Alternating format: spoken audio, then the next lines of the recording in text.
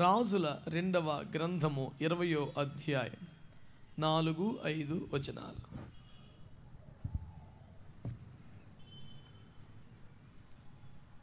యెషయా నడిమిశాలలో నుండి అవతలకు వెళ్ళక మునిపే యెహోవా వాక్కు అతనికి ప్రత్యక్షమై ఈలాగు సెలవిచ్చెను.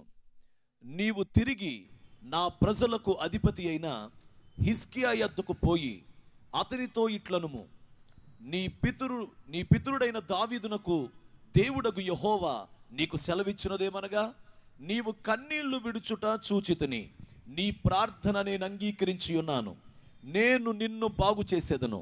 3వ దినమున నీవు యెహోవా మందిరమునకు ఎక్కిపోవుదువు. దేవుడి వాక్యములో నుండి మనతో మాట్లాడునుగాక. నాకు 2-3 మనవులు ఉన్నాయండి. ఒకటి, మీరంతా నా వైపు చూస్తూ వినాలి, సరేనా? ఇంత నీరసమా? మీరంతా నా వైపు చూస్తూ వినాలి, సరేనా? మీ సెల్ ఫోన్లన్నీ సైలెంట్లోనే ఉంచాలి, సరేనా? నాకంటే నీరసంగా స్తోత్రాలు చెప్పాలి.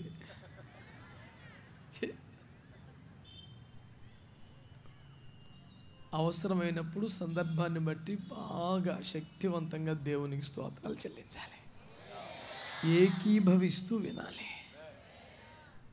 ఏది అందరూ కలిసి ఒక పవర్ఫుల్గా చెప్పండి స్తోత్రం. That's really wonderful. వా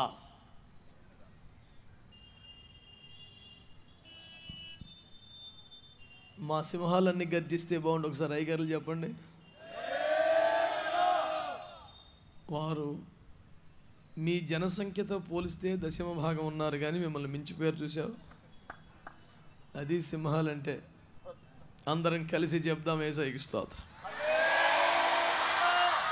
ఒక నిమిషం నోటితో స్తోత్రాలు ఆపకుండా చప్పట్లు కొడుతూ పరిశుద్ధాత్మతో నింపబడి, Come on people of God, it is time to be filled with the Holy Spirit. Come on, speak out everybody. Everybody. ఆత్మపూర్ణులై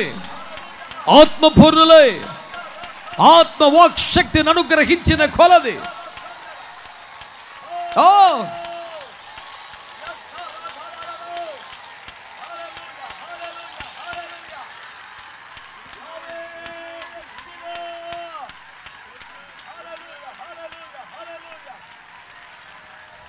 ఆమేన్. ఆమేన్. దేవుని పరిశుద్ధ నామమునకు మహిమ కలుగునుగాక. హల్లెలూయా. పిల్లరా, ఈ పూట సరిగ్గా 8:30 కల్లా నేను వాక్యోపదేశం ఆరంభిస్తానని నాకు తెలియపరచబడింది. ఆ రీతిగా సిద్ధపడి 8:10 కల్లా చేరుకున్నాను. కానీ మరి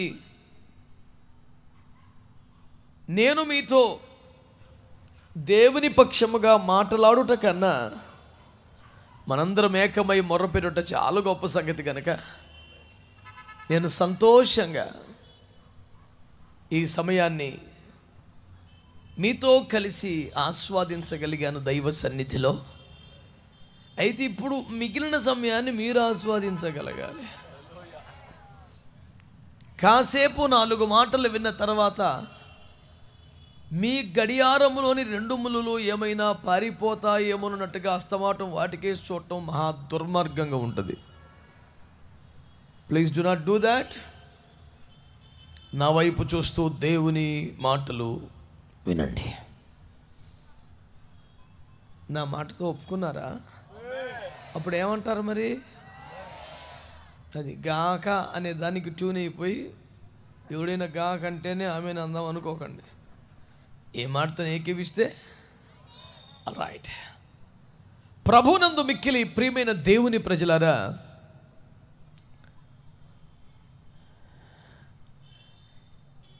ప్రార్థనోత్సవాలు అనే టైటిల్ని బట్టి చాలామంది ఆశ్చర్యాన్ని వ్యక్తపరిచారు. సహజం, నాకు కూడా ఆశ్చర్యం అనిపించింది ప్రభు నాతో మాట్లాడినప్పుడు. అనా లాస్ట్ ఇయర్ ఆరాధనోత్సవాలను పెట్టావు, ఈ సంవత్సరం ఏంటి ప్రార్థనోత్సవాలు అన్నావు? ఇక అంతా ఉత్సవాలేనా అని నన్ను అడిగారు. నేను అన్నాను, నేను కానీ నా దేవుడు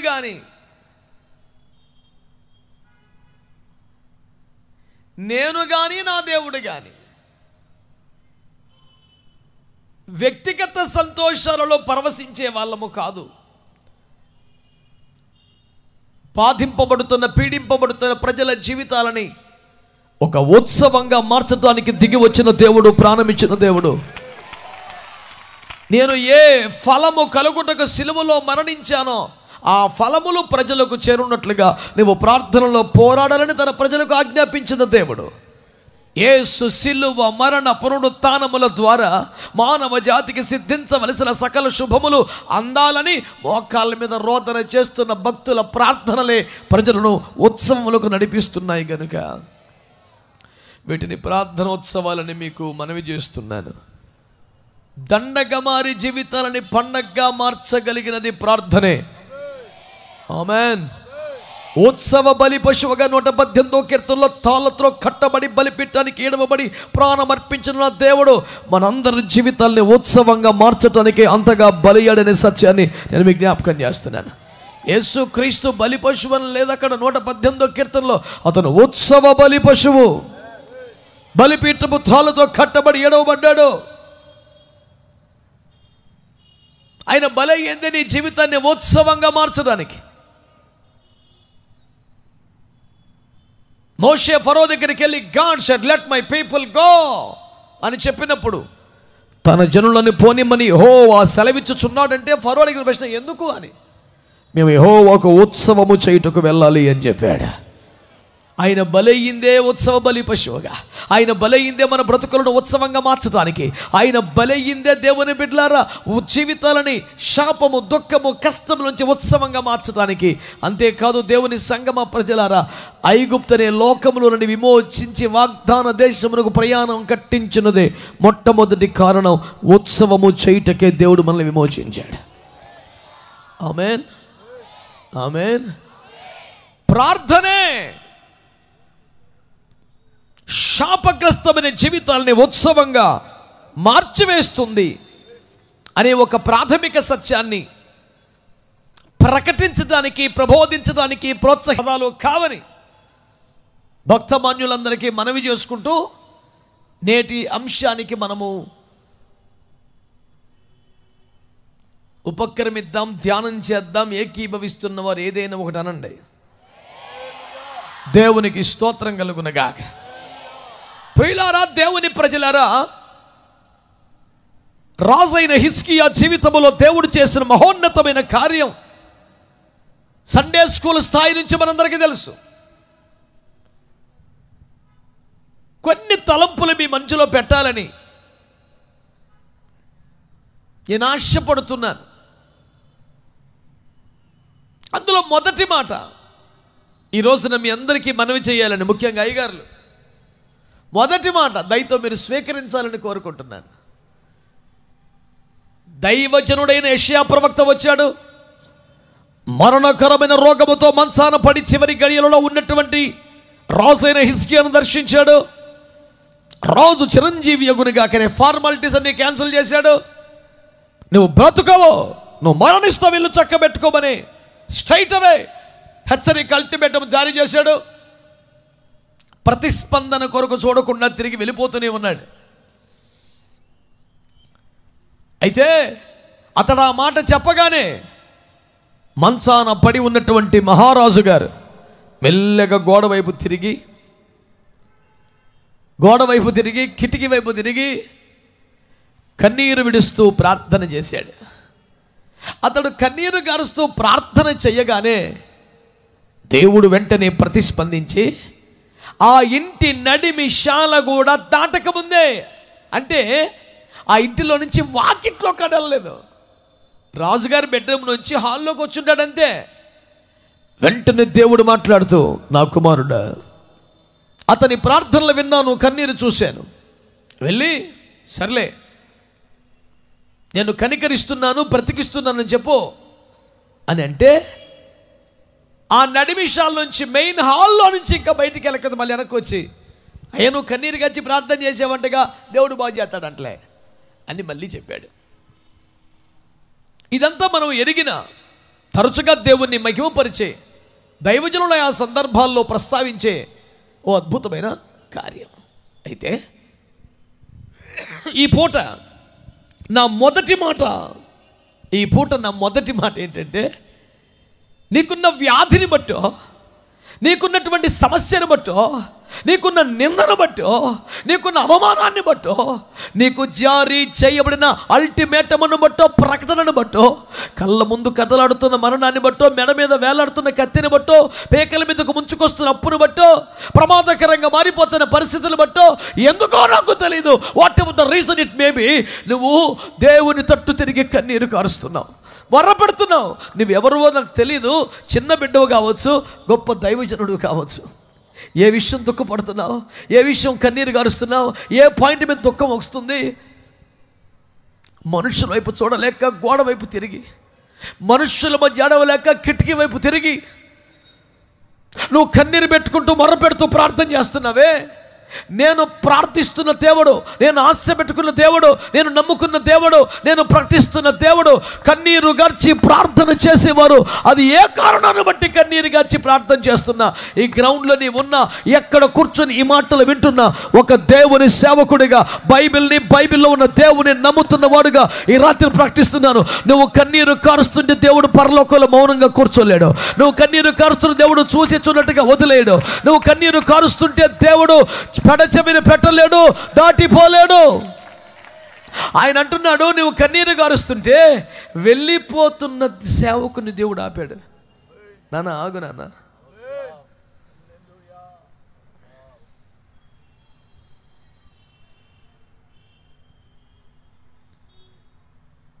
నీ కన్నుల వెంబడి కారుతున్న కన్నీరు ఇంకా ఆగనే లేదు. కార్చిన కన్నీరు నీ చెంపల మీద ఆరనే లేదు. కానీ దైవజనుడు ఆపబడ్డాడు. నన్ను ఆగిపో, నువ్వు మళ్ళీ వెనక్కిరా. నా మాటలు వింటున్నారా? నీ మీద మరణాన్ని ప్రకటించిన దైవజనుడు, దేవుడు చెప్పమన్న మాట యథార్థంగా ప్రకటించిన దైవజనుడు, నానా దేవుడిలా చెప్పమన్నాడని ప్రవచించిన దైవజనుడు, నీ ఇంటి నడిమిశాల కూడా దాటి ముందుకెళ్ళ క్రితమే దేవుడు మరలా అదే సేవకుని వెనక్కి పంపి, నాన్న బాగు చేస్తున్నానని, బ్రతుకుతాడని చెప్పు నాన్న అని ప్రకటింపు చేశాడు. ఈ రోజున మీ చెవులకి ఎలా ఉందో నాకు తెలియదు, కానీ కీడుని, శాపాన్ని దేవుని చిత్తమై ఉండొచ్చు, దేవుడే చెప్పమన్నదై ఉండొచ్చు. నేనేమి కాదనలేదు.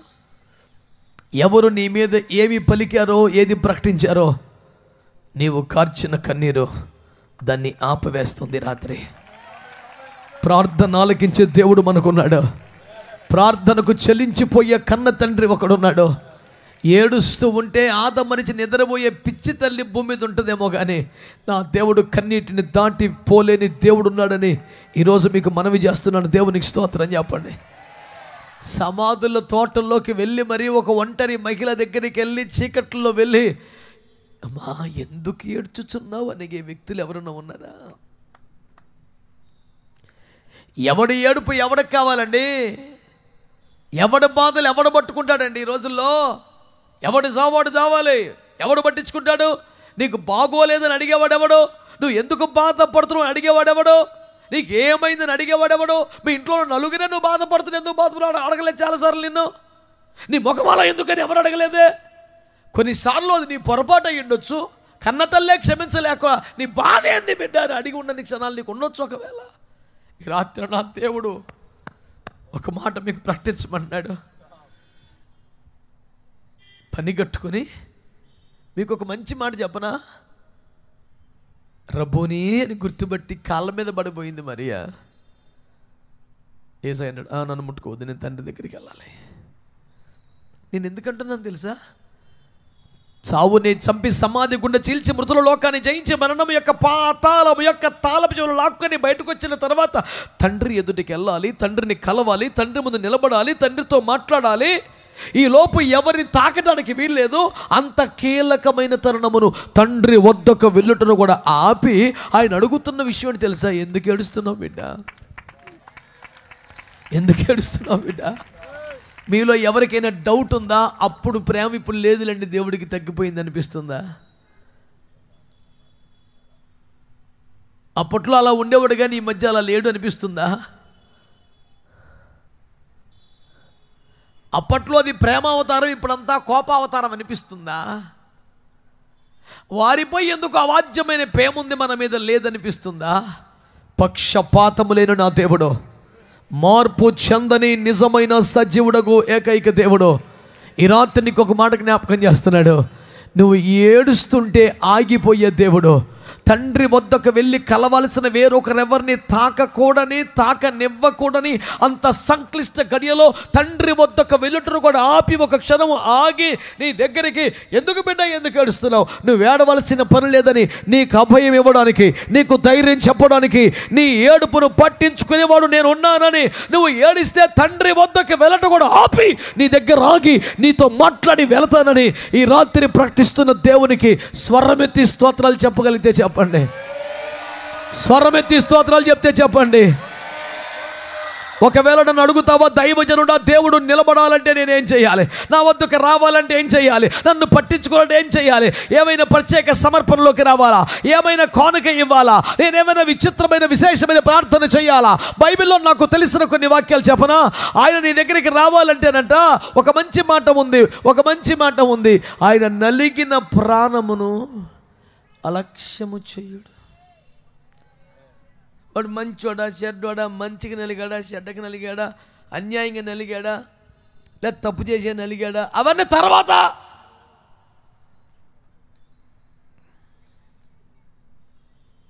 యాక్సిడెంట్తో దెబ్బ తగిలి రోడ్డు మీద పడి రక్తం కక్కుతున్నవాడు ఎవడైనా ఉంటే ఎఫ్ఐఆర్ ఇంపార్టెంటా, ఫస్ట్ ఎయిడ్ ఇంపార్టెంటా? చెప్పాలి గట్టిగా. ముందు హాస్పిటల్లో పెట్టాక ప్రాణం పోకుండా వైద్యం అందించాక అది తెప్పరిల్లాక తేరుకున్నాక అప్పుడు కేసు చెట్టు రాసుకోవటమే. నన్ను ఎట్లా జరిగింది? నువ్వు సొంతంగా పడిపోయావా? ఎవరన్నా గుద్దేసి వెళ్ళిపోయారా? ఏం జరిగింది అసలు? అరే మనుషులమైన మనకే ఇంత కన్సర్న్ ఉంటే దేవుని బిడ్డలారా, ఆయన ప్రేమమూర్తి అయిన దేవుడు నువ్వు అసలు ఎందుకు నలిగావు? కారణం స్వయంకృత అపరాధమా, ఎవడైనా చేసిన కుట్ర? అది సెకండరీ. నువ్వు నలిగిపోయిన ఒక్క పాయింట్ మీదే ఆయన నిన్ను లక్ష్యము చేయుచున్న దేవుడై ఉన్నావు. కారణముతో సంబంధం లేదు దేవుని బిడ్డలు, నలిగిపోతున్నావు. నలిగిన వారి ప్రాణమునే అలక్ష్యము చేయలేడని మీకు జ్ఞాపకం చేస్తున్నాను. కన్నీటిని దాటి పోలేడని మీకు జ్ఞాపకం చేస్తున్నాను. బాధపరచబడి వారికి న్యాయము తీరుస్తాడనే వాగ్దానము స్పష్టంగా బైబిల్లో ఉన్నదని జ్ఞాపకం చేస్తున్నాను. అరే ఎవరిని తాకకూడని తాకనివ్వకూడని ఆ కీలక గడియలో తండ్రి వద్దకు అర్జెంటుగా వెళ్ళి ఒకసారి కనపడి రావాల్సిన మూమెంట్లో కూడా ఆగి ఎందుకు ఏడుస్తున్నావు తల్లి?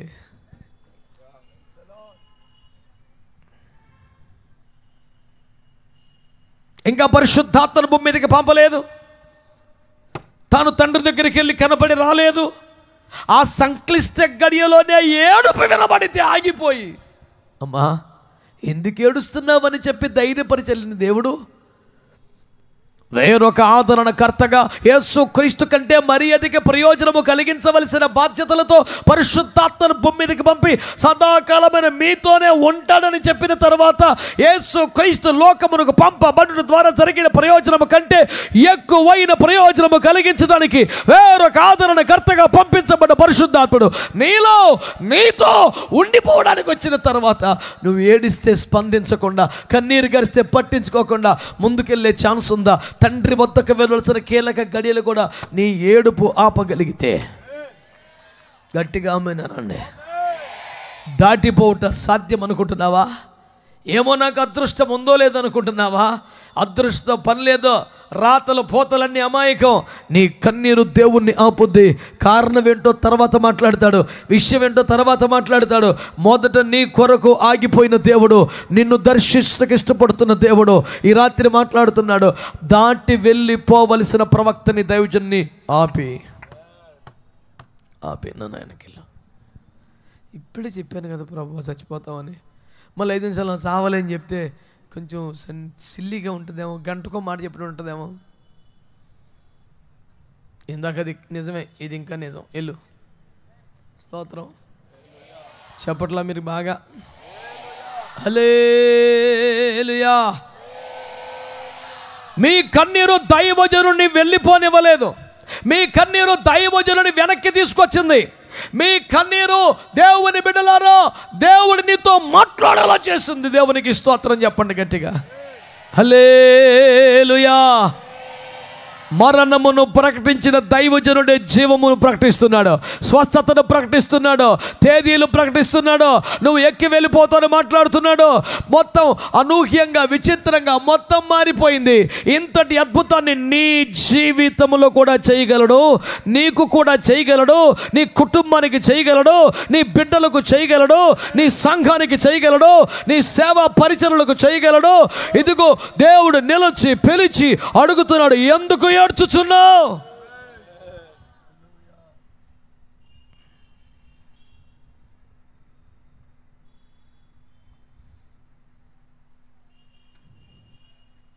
హిజ్కియా కన్నీటి ప్రార్థన దైవజనుని తన ఇంటి నడిమిషాలు కూడా దాటి వెళ్ళనివ్వలేదు, ఆపింది, వెనక్కి తీసుకొచ్చింది.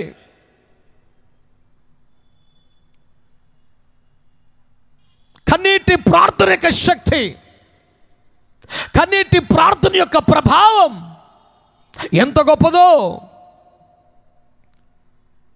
చాలామందికి కన్నీటి ప్రార్థన అనుభవాలు లేవు. విచిత్రం చెప్పనా మీకు? కన్నీటి ప్రార్థన అనుభవం లేదు, కానీ కన్నీరు గచ్చే పరిస్థితులు ఉన్నాయి. చుట్టాలకి పక్కాలకి అమలక్కలకి చెప్పుకొని గుండెలు బతుకొని ఎడతారు ఎంత కష్టం వచ్చిందని, కానీ యేసయ్య కాళ్ళ మీద పడి మాత్రమే ఆడవరు. బైబిల్లో ఒక హీరో ఉన్నాడు, యాకోబు గారని. 20 సంవత్సరాలు ఆయన పడ్డ పాటలు మామూలు పాటలు కదా, ఎన్ని కష్టాలు పడ్డాడో చెప్పలేం. పగలు ఎండకెండి రాత్రి మంచుకు తడిసిన ఇద్దరు కనులకు దూరం అయిపోగా 20 ఏళ్ళు నరకప్రాయంగా బ్రతికాడు. ఒకే ఓనర్ దగ్గర 20 ఏళ్ళు పనిచేస్తే ₹10 జీతం పెరగపోక 10 సార్లు కట్టేశాడు. అంత లాసు కంపెనీ బతుకు. అన్ని సావులన్నా చచ్చాడు, కానీ ఒక్క రాత్రి కూడా ఏడవల. కొంతమందికి అంతే, ఎన్ని బాధలన పడతారు కానీ కన్నీరు గచ్చి ప్రార్థన చేయరు. ఎవరన్నా కన్నీరు గచ్చి ప్రార్థన చేస్తారంటే 1000 పోయో పంపి నా బదులు నువ్వు వేడు, నువ్వు బాగా ఏడుస్తావంటగా అని చెప్పడం ఫ్యాషన్ అయిపోయింది. ఈ మధ్యకాలంలో ప్రతి చోట నేను తీవ్రంగా ఖండిస్తున్నాను. ప్రేయర్ని అవుట్ సోర్సింగ్గా మార్చకండి. ఆయా కంపెనీలు స్టాఫ్ని రిక్రూట్ చేసుకోకుండా బయటోడికి ఈ పని చేసి పెడితే నీకు తొనమో పనమని అప్పచెప్పి పనులు కానిస్తున్నారే. ఎవరైనా ప్రార్థన చేసేవాళ్ళు ఉంటే వాళ్ళకు 1000 పోయో సందా పంపి ప్రేయర్ రిక్వెస్ట్ పంపి నువ్వు కడుపులోని దీన్ని పడుకునే ఆ పద్ధతినికి స్వస్తి పలకమని నీవే కన్నీరు కార్చి మొర్ర పెడితే నీకు దేవునికి అడ్డమేమీ లేకుండా తన శరీరం అనే తెరను చీల్చి వెలుపటి ఆవరణములో ఆగిపోయిన నిన్ను నన్ను దేవుని ప్రజలారా అతి పరిశుద్ధ స్థలములో మందస్సు మీద ఉన్న కరుణాపీఠం దాకా రానిచ్చిన ప్రేమగల దేవుడు ఇంకొక మీడియేటర్షిప్ని ఎందుకు కోరుకుంటాడు? నేరుగా కృపాసనం చేరి ప్రార్థన చేసి అవకాశం నీకు ఇస్తున్నాడు. ఈ రాత్రి దేవుడు నేను డైరెక్ట్గా మాట్లాడవచ్చు అనండి. దేవునికి నాకు మధ్యలో అడ్డమేమి లేకుండా యేసయ్య చేశాడు అనండి. ఇప్పుడు నా ఎదురుగుండా దేవుని కృపాసనం ఉంది అనండి. నేను ప్రార్థన చేస్తే దేవుడు ఆలకిస్తాడు, ఆశీర్వదిస్తాడు అనండి. ఈ కృపను బట్టి చేతులెత్తి గట్టిగా స్తోత్రం చెప్పండి ఒక్కసారి. హల్లెలూయా. కన్నీటి ప్రార్థన దైవజనుని వెనక్కి రప్పించింది. కన్నీటి ప్రార్థన దైవజనుని అడుగు ముందుకు వెయ్యనివ్వలేదు. కన్నీటి ప్రార్థన ఏమండి దేవుని బిడ్డలారా ఆదరణ కలగజేసింది. ఆమేన్. మరొక మాట కూడా చెప్పాలి. కన్నీటి ప్రార్థన ఏం చేసిందంటే, నీవు బ్రతకో, నువ్వు చచ్చిపోతావు, నీ ఇల్లు చక్కబెట్టుకో అనే మాటను యెషయా ప్రవక్త ప్రవచించాడు కదా. ఇప్పుడు మీరందరూ చెప్పండి గట్టిగా, అది యెషయా నిర్ణయమా? మీ మౌనం నశించునుగాక, మీ నోర్లు తెరవబడునుగాక. ఈ ఆమెన్కి మాత్రం చూనేకు ఎవడిన ఆమెన్ గా కట ఆమెన్ గా కా ఆమెన్, ఇది కంటదా బట్టారు సండే స్కూలు. జవాబు చెప్పండి మంచిగా, నువ్వు బ్రతకవు చచ్చిపోతావు అని యెషయా ప్రకటించిన మాట యెషయా నిర్ణయమా? మాట్లాడాలి. అది ఎవరి నిర్ణయం? అంటే అతడు ఇక మరణించాలి, అతనికి ఇచ్చిన అవకాశాలు చాలు, బతికిన కాలం ఇక చాలు, ఇక సర్దేసుకోరా బాబు వచ్చాయి అని హిజ్కియా మీద మరణమును ప్రకటించడం అనేది దేవుని నిర్ణయం, దేవుని చిత్తం అనండి. దేవుని ఇప్పుడు చెప్పండి, హిజ్కియా ఎంతసేపు ప్రార్థన చేశాడండి? ఈ మొక్క చెప్పి బెడ్రూమ్ నుంచి హాల్లోకి వెళ్ళలేదు మనిషి. ఇప్పుడు ఎంతసేపు చేసి ఉంటాడక? నిమిషాలే కదా. ఈ కాస్త కన్నీరు గార్చి ప్రార్థన చేస్తే అనండి గట్టిగా, దేవునికి స్తోత్రం కలుగును గాక. దేవుడు శాపాన్ని మార్చడం, మరణాన్ని మార్చడం, రోగాన్ని మార్చడం, పరిస్థితులు మార్చడం, ఈ మార్చడం అంటే పక్కన పెట్టు, ఇవన్నీ పెద్ద ముచ్చట్లు కాదు. దేవుడు తన నిర్ణయాన్ని మార్చుకున్నాడు. కొడితే మంచి కొట్టు గట్టిగా, సప్పుడు దెబ్బలు కొట్ట బాక కొట్ట, విశ్వాసంతో కొట్టు. తన నిర్ణయాన్ని కూడా దేవుడు మార్చాడు, తన ఏర్పాటును దేవుడు మార్చాడు, తన చిత్తాన్ని దేవుడు మార్చాడు, తను ప్రకటించిన వాక్కును దేవుడు మార్చాడు. నీ కన్నీటి ప్రార్థనకి ఎంత విలువ ఉందో దేవుని ఎదుట ఎంత ప్రాధాన్యత నీకు అర్థమైతే ఇగిలించుకుంటా పాపిష్టి మాటలు మాట్లాడుకుంటా టైం పాడు చేసుకోవు. సిగ్గు ఎగ్గు లేకుండా నువ్వు అర్థాలు వచ్చేలా మాట్లాడుతుంటే పల్లికిలించుకుంటూ కూర్చోండి. నీకు ఎలా బుద్ధిలో దేవుని బిడ్డవై ఉండి అపవిత్రమైన ముసలమ్మ ముచ్చట్లా కొన్నెములు చెబుతున్నా వింటున్నావా? పితూరీలు మాట్లాడుతున్నా వింటున్నావా? పోకిరి మాటల దగ్గర టైం పాస్ చేస్తున్నావా? జ్ఞానమని అబద్ధముగా చెప్పబడి విపరీత వాదాల్లో కాలయాపన చేస్తున్నావా? విమర్శలలో తాలింపులు వేస్తున్నావా? చెయ్యి. ఈ దరిద్రంలో టైం పాడు చేసుకునే బదులు ఒక్కసారి ఆ వైపు తిరిగి కన్నీరు గార్చి ప్రార్థన చేస్తే నీ పట్ల విధింపబడ్డ దేవుని తీర్పును ఆపేసి, నీ పట్ల ప్రకటించబడ్డ దేవుని నిర్ణయాన్ని కూడా ఆపేసి మార్చేసి సరికొత్త జీవితాన్ని నీకు ఇవ్వడానికి సర్వశక్తియో మిక్కిలి కృపయోగల దేవుడు ఈ రాత్రి నీతో మాట్లాడుతున్నాడు. నీతో మాట్లాడుతున్న ఎవరో తెలుసా? రాజుల అధికారాలని, ప్రభుత్వాల నిర్ణయాల్ని, ప్రజలు పలికిన శాపాలని, చేదైనటువంటి దానిని మార్చగలిగిన దేవుడు మాత్రమే కాదు, తన నిర్ణయాన్ని కూడా ఒక రోగి, ఒక బలహీనుడు కన్నీరు గార్చి ప్రార్థన చేస్తే తన నిర్ణయాన్ని కూడా మార్చి వేయగలిగిన ఒక శక్తి గల దేవుడు మన మధ్యలో ఉన్నాడు. నీ ఎదుటే ఉన్నాడు. నువ్వేదైనా అడిగితే ఇవ్వాలని, నీ ఆశ తీర్చాలని, ప్రార్థనకి జవాబు ఇవ్వాలని, ఇదిగో నీ ఎదుట కృపా సింహాసనం వేసుకొని కూర్చున్నాడు. ఆయన న్యాయపీఠ మీదకి వెళ్ళలా, ఆయన ఇంకా కరుణాపీఠ వదల్లా, ఆయన తీర్పు పీఠ మీదకి వెళ్ళా. ఈ రోజుకి ఇంకా కరుణాపీఠ మీద కూర్చున్నందుకు తీర్పులు తెచ్చడానిక, శిక్ష విధించడానిక కాదు. ఆయన కరుణాపీఠ మీద కూర్చున్నదే కరుణ చూపించడానికి కదా. ఆయన కృపాసనం మీద కూర్చున్నదే నువ్వు అడిగిన కృప నీకు ఇవ్వడానికి కదా. మరి ఎందుకు నీకు ఇంకా అద్భుతం జరగలేదు? ఎందుకు పరిస్థితులు మారలేదు? అరే, తన చిత్తాన్నే మార్చడానికి సంసిద్ధులని దేవుడు ఎదురు చూస్తూ ఉంటే నువ్వు అడగాలి కానీ, మొర్ర పెట్టాలి కానీ, కన్నీరు కార్చాలి కానీ, హృదయాన్ని కుమ్మరించాలి కానీ, కట్టిన బొండి మండ పాషాణ హృదయం పగిలి కన్నీటితో దేవుని పాదాల మీదకి రావాలి కానీ, నీ పట్ల నిర్ణయం అయిపోయిన తన నిర్ణయాన్ని కూడా మార్చేస్తాడంట. ఆమె నువ్వు ఇంతకాలమే బ్రతకాలని దేవుని నిర్ణయం, నీకు ఇంతే ఆరోగ్యం దేవుని నిర్ణయం, నీ కుటుంబ స్థితి ఇంతే అది నిర్ణయం, అది కూడా మారిద్దంట. నా పరిస్థితులు ఎందుకు మారట్లేదన్నా? నా పరిస్థితులు ఎందుకు ఇంకా అలాగే ఉన్నాయన్నా? ఏడవలాగా చేత కాకపోతే అనే పదానికి గోదావరి జిల్లాల్లో వాడే ప్రయోగం అది. చేత కాకపోతే చెప్పొచ్చు కదరా అంటానికి పెద్ద ఏడవలేకపోతే మరి ముందే చెప్పొచ్చు కదా. చేత కాకపోతే అనేదానికి ఏడవలేకపోతే ఎట్ట సెట్ అయ్యిద్ది అసలు? చేత కాకపోతే వచ్చేది ఏడుపు కదా. చేత కావటాన్ని ఏడుపు అంటారేంటి? ఏమంటా అనుకునేవాడిని నేను. అదే కరెక్ట్ అని యాకోబు గారిని దేవుడు మెచ్చుకున్నాక అర్థమైంది హోషేయ గ్రంథంలో. స్తోత్రం అంటలేదు మీరు? తెల్లవారులు కన్నీరు కచ్చి ప్రార్థన చేస్తే ప్రభు అన్నాడు, వామ్మో వాడు మగసిరి కలిగిన పోరాటం పోరాడాడు. అయ్యో దేవునితో మనుషులతో పోరాడి గెలిచాడు రా నాయనో, మామూలుడు కాదు. ఇంతకేం చేశాడు? తెల్లవారులు కంటికి దారుగా కన్నీరు కచ్చి ప్రార్థన చేస్తే వామ్మో మామూలుడు కాదు, మగసిరి కలిగిన పోరాటం. ఆడు పట్టడితే మనం వదిలించుకోలేవరా నాయన. అక్కడ వాడిన పదాలు మరలా వాడినాక నాకు ధైర్యం సరిపోదు. కానీ అక్కడ అంటాడు, తాను అతని గెలవకునుట చూచి. బైబిల్లో ఉన్న పలుకుతాకి పేను ఊపిసత్తలేదు. కొన్ని పదాలు తిరగమసలు కుదరదు అబ్బే. కానీ ఉంది అక్కడ, తాను అతని దేవుడట యాకోబుని గెలవలేకపోతున్నాడంట. ఆ బలం యాకోబు చేతిలో ఉందా? 20 సంవత్సరాల పేడకలు తీసిన బలమా? పాలేరుతనం చేసిన దమ్మ?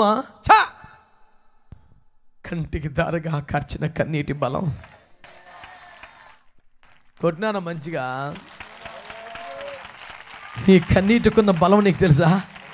హలో, నీ కన్నీటికున్న బలం నీకు తెలుసా? చాలామందికి కన్నీటికున్న విశేషం తెలియక బంధుమిత్రుల దగ్గర, ఇరుగు పొరుగు వారి దగ్గర, అయిన వాళ్ళ దగ్గర, స్నేహితుల దగ్గర ఏడ్చి కన్నీరంతా వేస్ట్ చేసుకున్నారు. నువ్వు ఏడిస్తే వాళ్ళు జాలి పడతారు. మహా అయితే ప్రేమ గల వాళ్ళు అయితే స్పందించే హృదయం వాళ్ళు కూడా కొంచెం ఏడుతారు. అంతకనేమైద్ది? అంతకనేమవుద్దండి? అబ్బే ఏమవదండి, ఏమవదండి. 1 సున్నా 0 2 సున్నాలు 1000 సున్నాలు 0 ఎన్ని సున్నాలు ఏమవదు. అది ఏడిసేది ఏదో. యెషయా 61లో ఏం చెప్పాడండి? దుఃఖించు వారికి ఉల్లాస వస్త్రం అనలా, సియోనులో దుఃఖించు వారికి ఉల్లాస వస్త్రం అన్నాడు. నువ్వు ఏడబడతాడు ఏడితే ఏమి రాదురా నాయన. చుట్టం కనపడితే బదులు కనపడతావా అటవే ఏముండదు. ఏడొకాడు కూరుకో, ఏడితే వస్తుందా అడబాకు అని కోప్పలో కసేలో ఉంటాడు. కొంచెం స్పందించి హృదయం అయితే వాళ్ళు కూడా ఏడుతారు. ఏడవద్దనన్నా చెప్తారు, పోనీ వాళ్ళు కూడా ఏడుతారు. అంతకన్నా ఏమవుతుందండి? అదేదో సియోనులో ఏడిస్తే, దేవుని సన్నిధిలో ఏడిస్తే, కన్నీటికి చెలించిపోయే మహా ప్రేమ సముద్రుడి దగ్గర ఏడిస్తే నీ పరిస్థితులు విప్లవాత్మకంగా మార్చడానికి తను సిద్ధంగా ఉన్నాడు. ఓరి నాయన, పరిస్థితులు మార్చడం ఏంటి, రోగాలు మార్చడం ఏంటి, చేదులు మార్చడం ఏంటి? తన నిర్ణయాన్ని మార్చే అంత అద్భుతమైన స్పందన కన్నీటి ప్రార్థనల వైపు చూపిస్తున్న దేవునికి చేతులెత్తి ఒక మంచి స్తోత్రం చెప్పగలరా? హల్లెలూయా. ప్రార్థనలకు ప్రాధాన్యత తగ్గిస్తున్న వారులారా, కన్నీటి ప్రార్థనలు హేళన చేస్తున్న వారులారా, రోదన చేస్తున్న వారిపై అవాకులు చెవాకులు సెటైర్లు వేయించున్న వారులారా, మీరు ఎట్లా పోతే పొండిగాన్ని ప్రార్థిస్తున్న బిడ్డలారా, మీరు ప్రార్థన ఆపకండి. రోదన చేయించున్న వారులారా, విద్యను మర్చిపోకండి. అంగలార్పు చేయించున్న వారులారా, ఆ విద్యను విద్వత్తును కోల్పోకండి. మీ కన్నీటికి ఎంత శక్తి ఉందో తెలుసా? అది మీ చెంపల కింద నుంచి గడ్డం కిందికి రాకముందే వెళ్ళిపోతున్న సేవకు నాపేసింది అది. హల్లెలూయా, హల్లెలూయా. నేను నమ్ముతున్నాను కనీసం 100-200 మంది దైవజనులు ఇక్కడ ఉన్నారే. ఒక్క దైవజనుడు వెళ్ళిపోకుండా వెనక్కి వస్తే మరణం ఆగిపోయింది కదా, దుఃఖం నాట్యంగా మారిపోయింది కదా, రోగి కొండలెక్కి అంత బలం పొందాడు కదా, ఇవ్వాలే చచ్చిపోతామన్న వాడికి 15 సంవత్సరాలు ఆయుష్ కొట్టుకొచ్చేసింది కదా. ఎంతమంది దైవజనులు ఈ రాత్రి మీ పక్షంగా చేతులు ఎత్తగలిగితే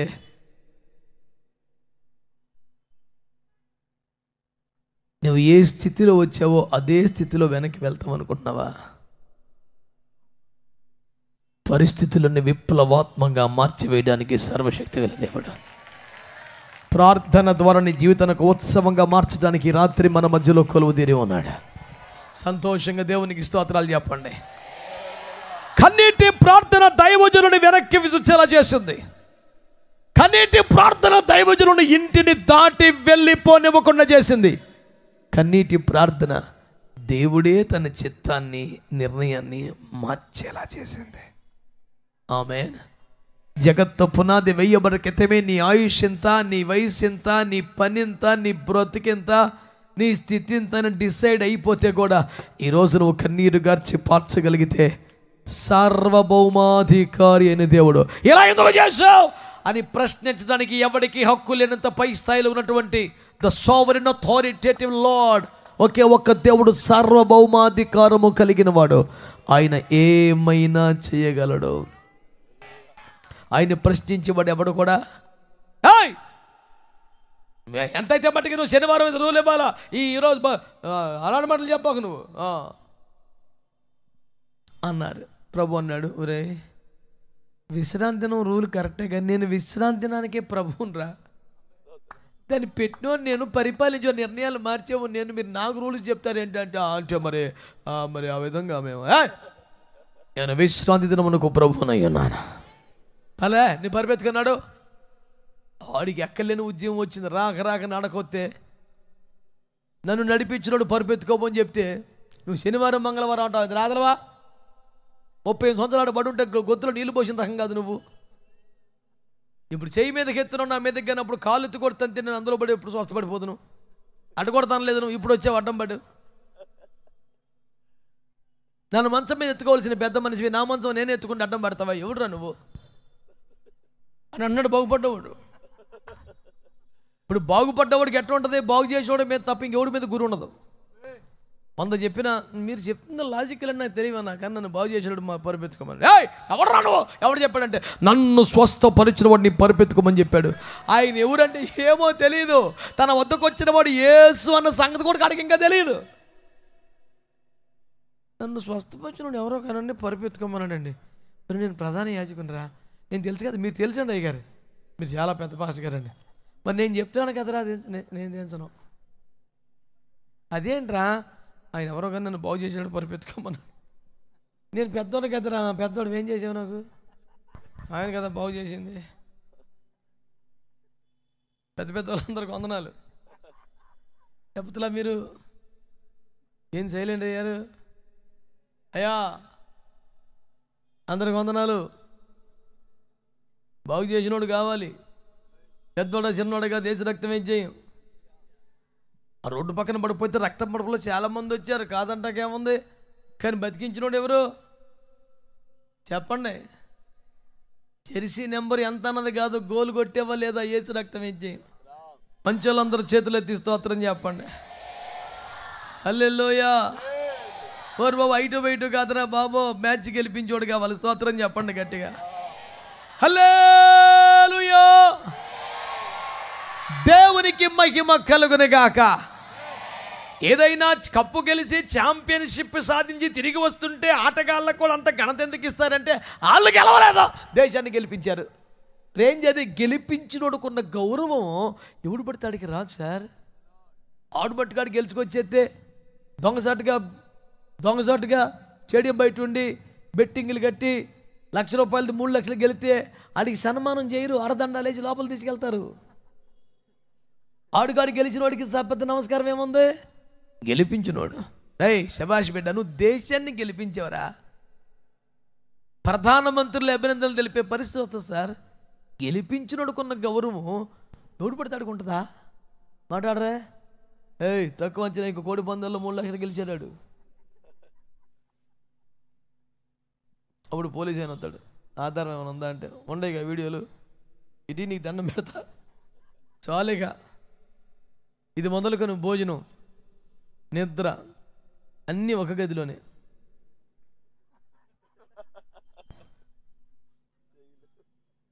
అవసరమా సార్? గెలిపించినోడు sir king. ఎవరు మాట్లాడరండి? హల్లెలూయా.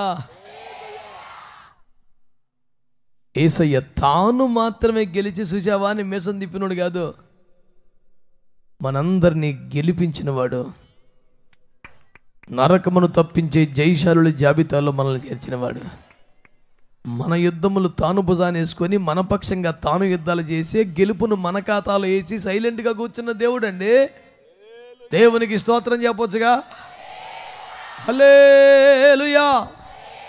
ఈ రాత్రి దేవుని వాక్యంలో ఉంటున్న ప్రజలారా, కన్నీటి ప్రార్థన ఎంత విలువైనదో, శక్తి కలిగిందో, బలమైందో చూడండి.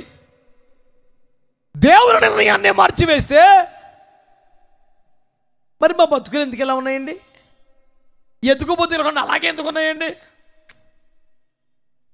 కన్నీటి ప్రార్థన లేక చాలామంది పెద్ద పెద్ద అయ్యగారులు కూడా కన్నీటి ప్రార్థన చేస్తున్నట్లుగా కళ్ళు మూసుకుని కనిపించాలని దుఃఖస్వరం పెట్టమే తప్ప వాడికి ఏడుపు రాదు. ప్రభు వాళ్ళందరినీ మార్చునుగాక, క్షమించునుగాక, బలపరచునుగాక, దీవించునుగాక, నా మీద పడకుండా ఆపునుగాక. ఎందుకు చెబుతున్నానంటే దేవుని బిడ్డలారా, కన్నీటి ప్రార్థన ఒక అవసరంతో ఒకవేళ ప్రారంభమైన దేవుని చిత్తమును నెరవేర్చులో నీకు అదొక అనుభవంగా మారిపోవాలి కదా ఈ పాటికి. ఆమేన్, ఆమేన్. కమ్మగా పాడే కోయిల కంఠం కన్నా దుఃఖారావము సలుపుతున్న పౌర స్వరమే యెహోవాకు మధురంగా ఉన్నదని వాక్యంలో రాయబడింది. దేవునికి మహిమ కలుగునుగా. ప్రభునందు మిక్కిలి ప్రియమైన దేవుని ప్రజలారా, ఈ రాత్రి దేవుని వాక్యాన్ని ఆలకించండి. కన్నీటి ప్రార్థన ఎంత శక్తివంతమైందో.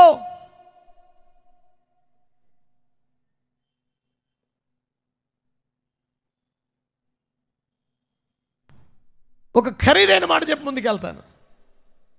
హిజ్కియా ప్రార్థన దైవజనుని వెనక్కి రప్పించింది అనండి కదా. దేవుని నిన్ను బ్రతికిస్తాడట. 3వ దిననే మందిరానికి ఎక్కి వెళ్ళిపోతావట కొండ మీదకి.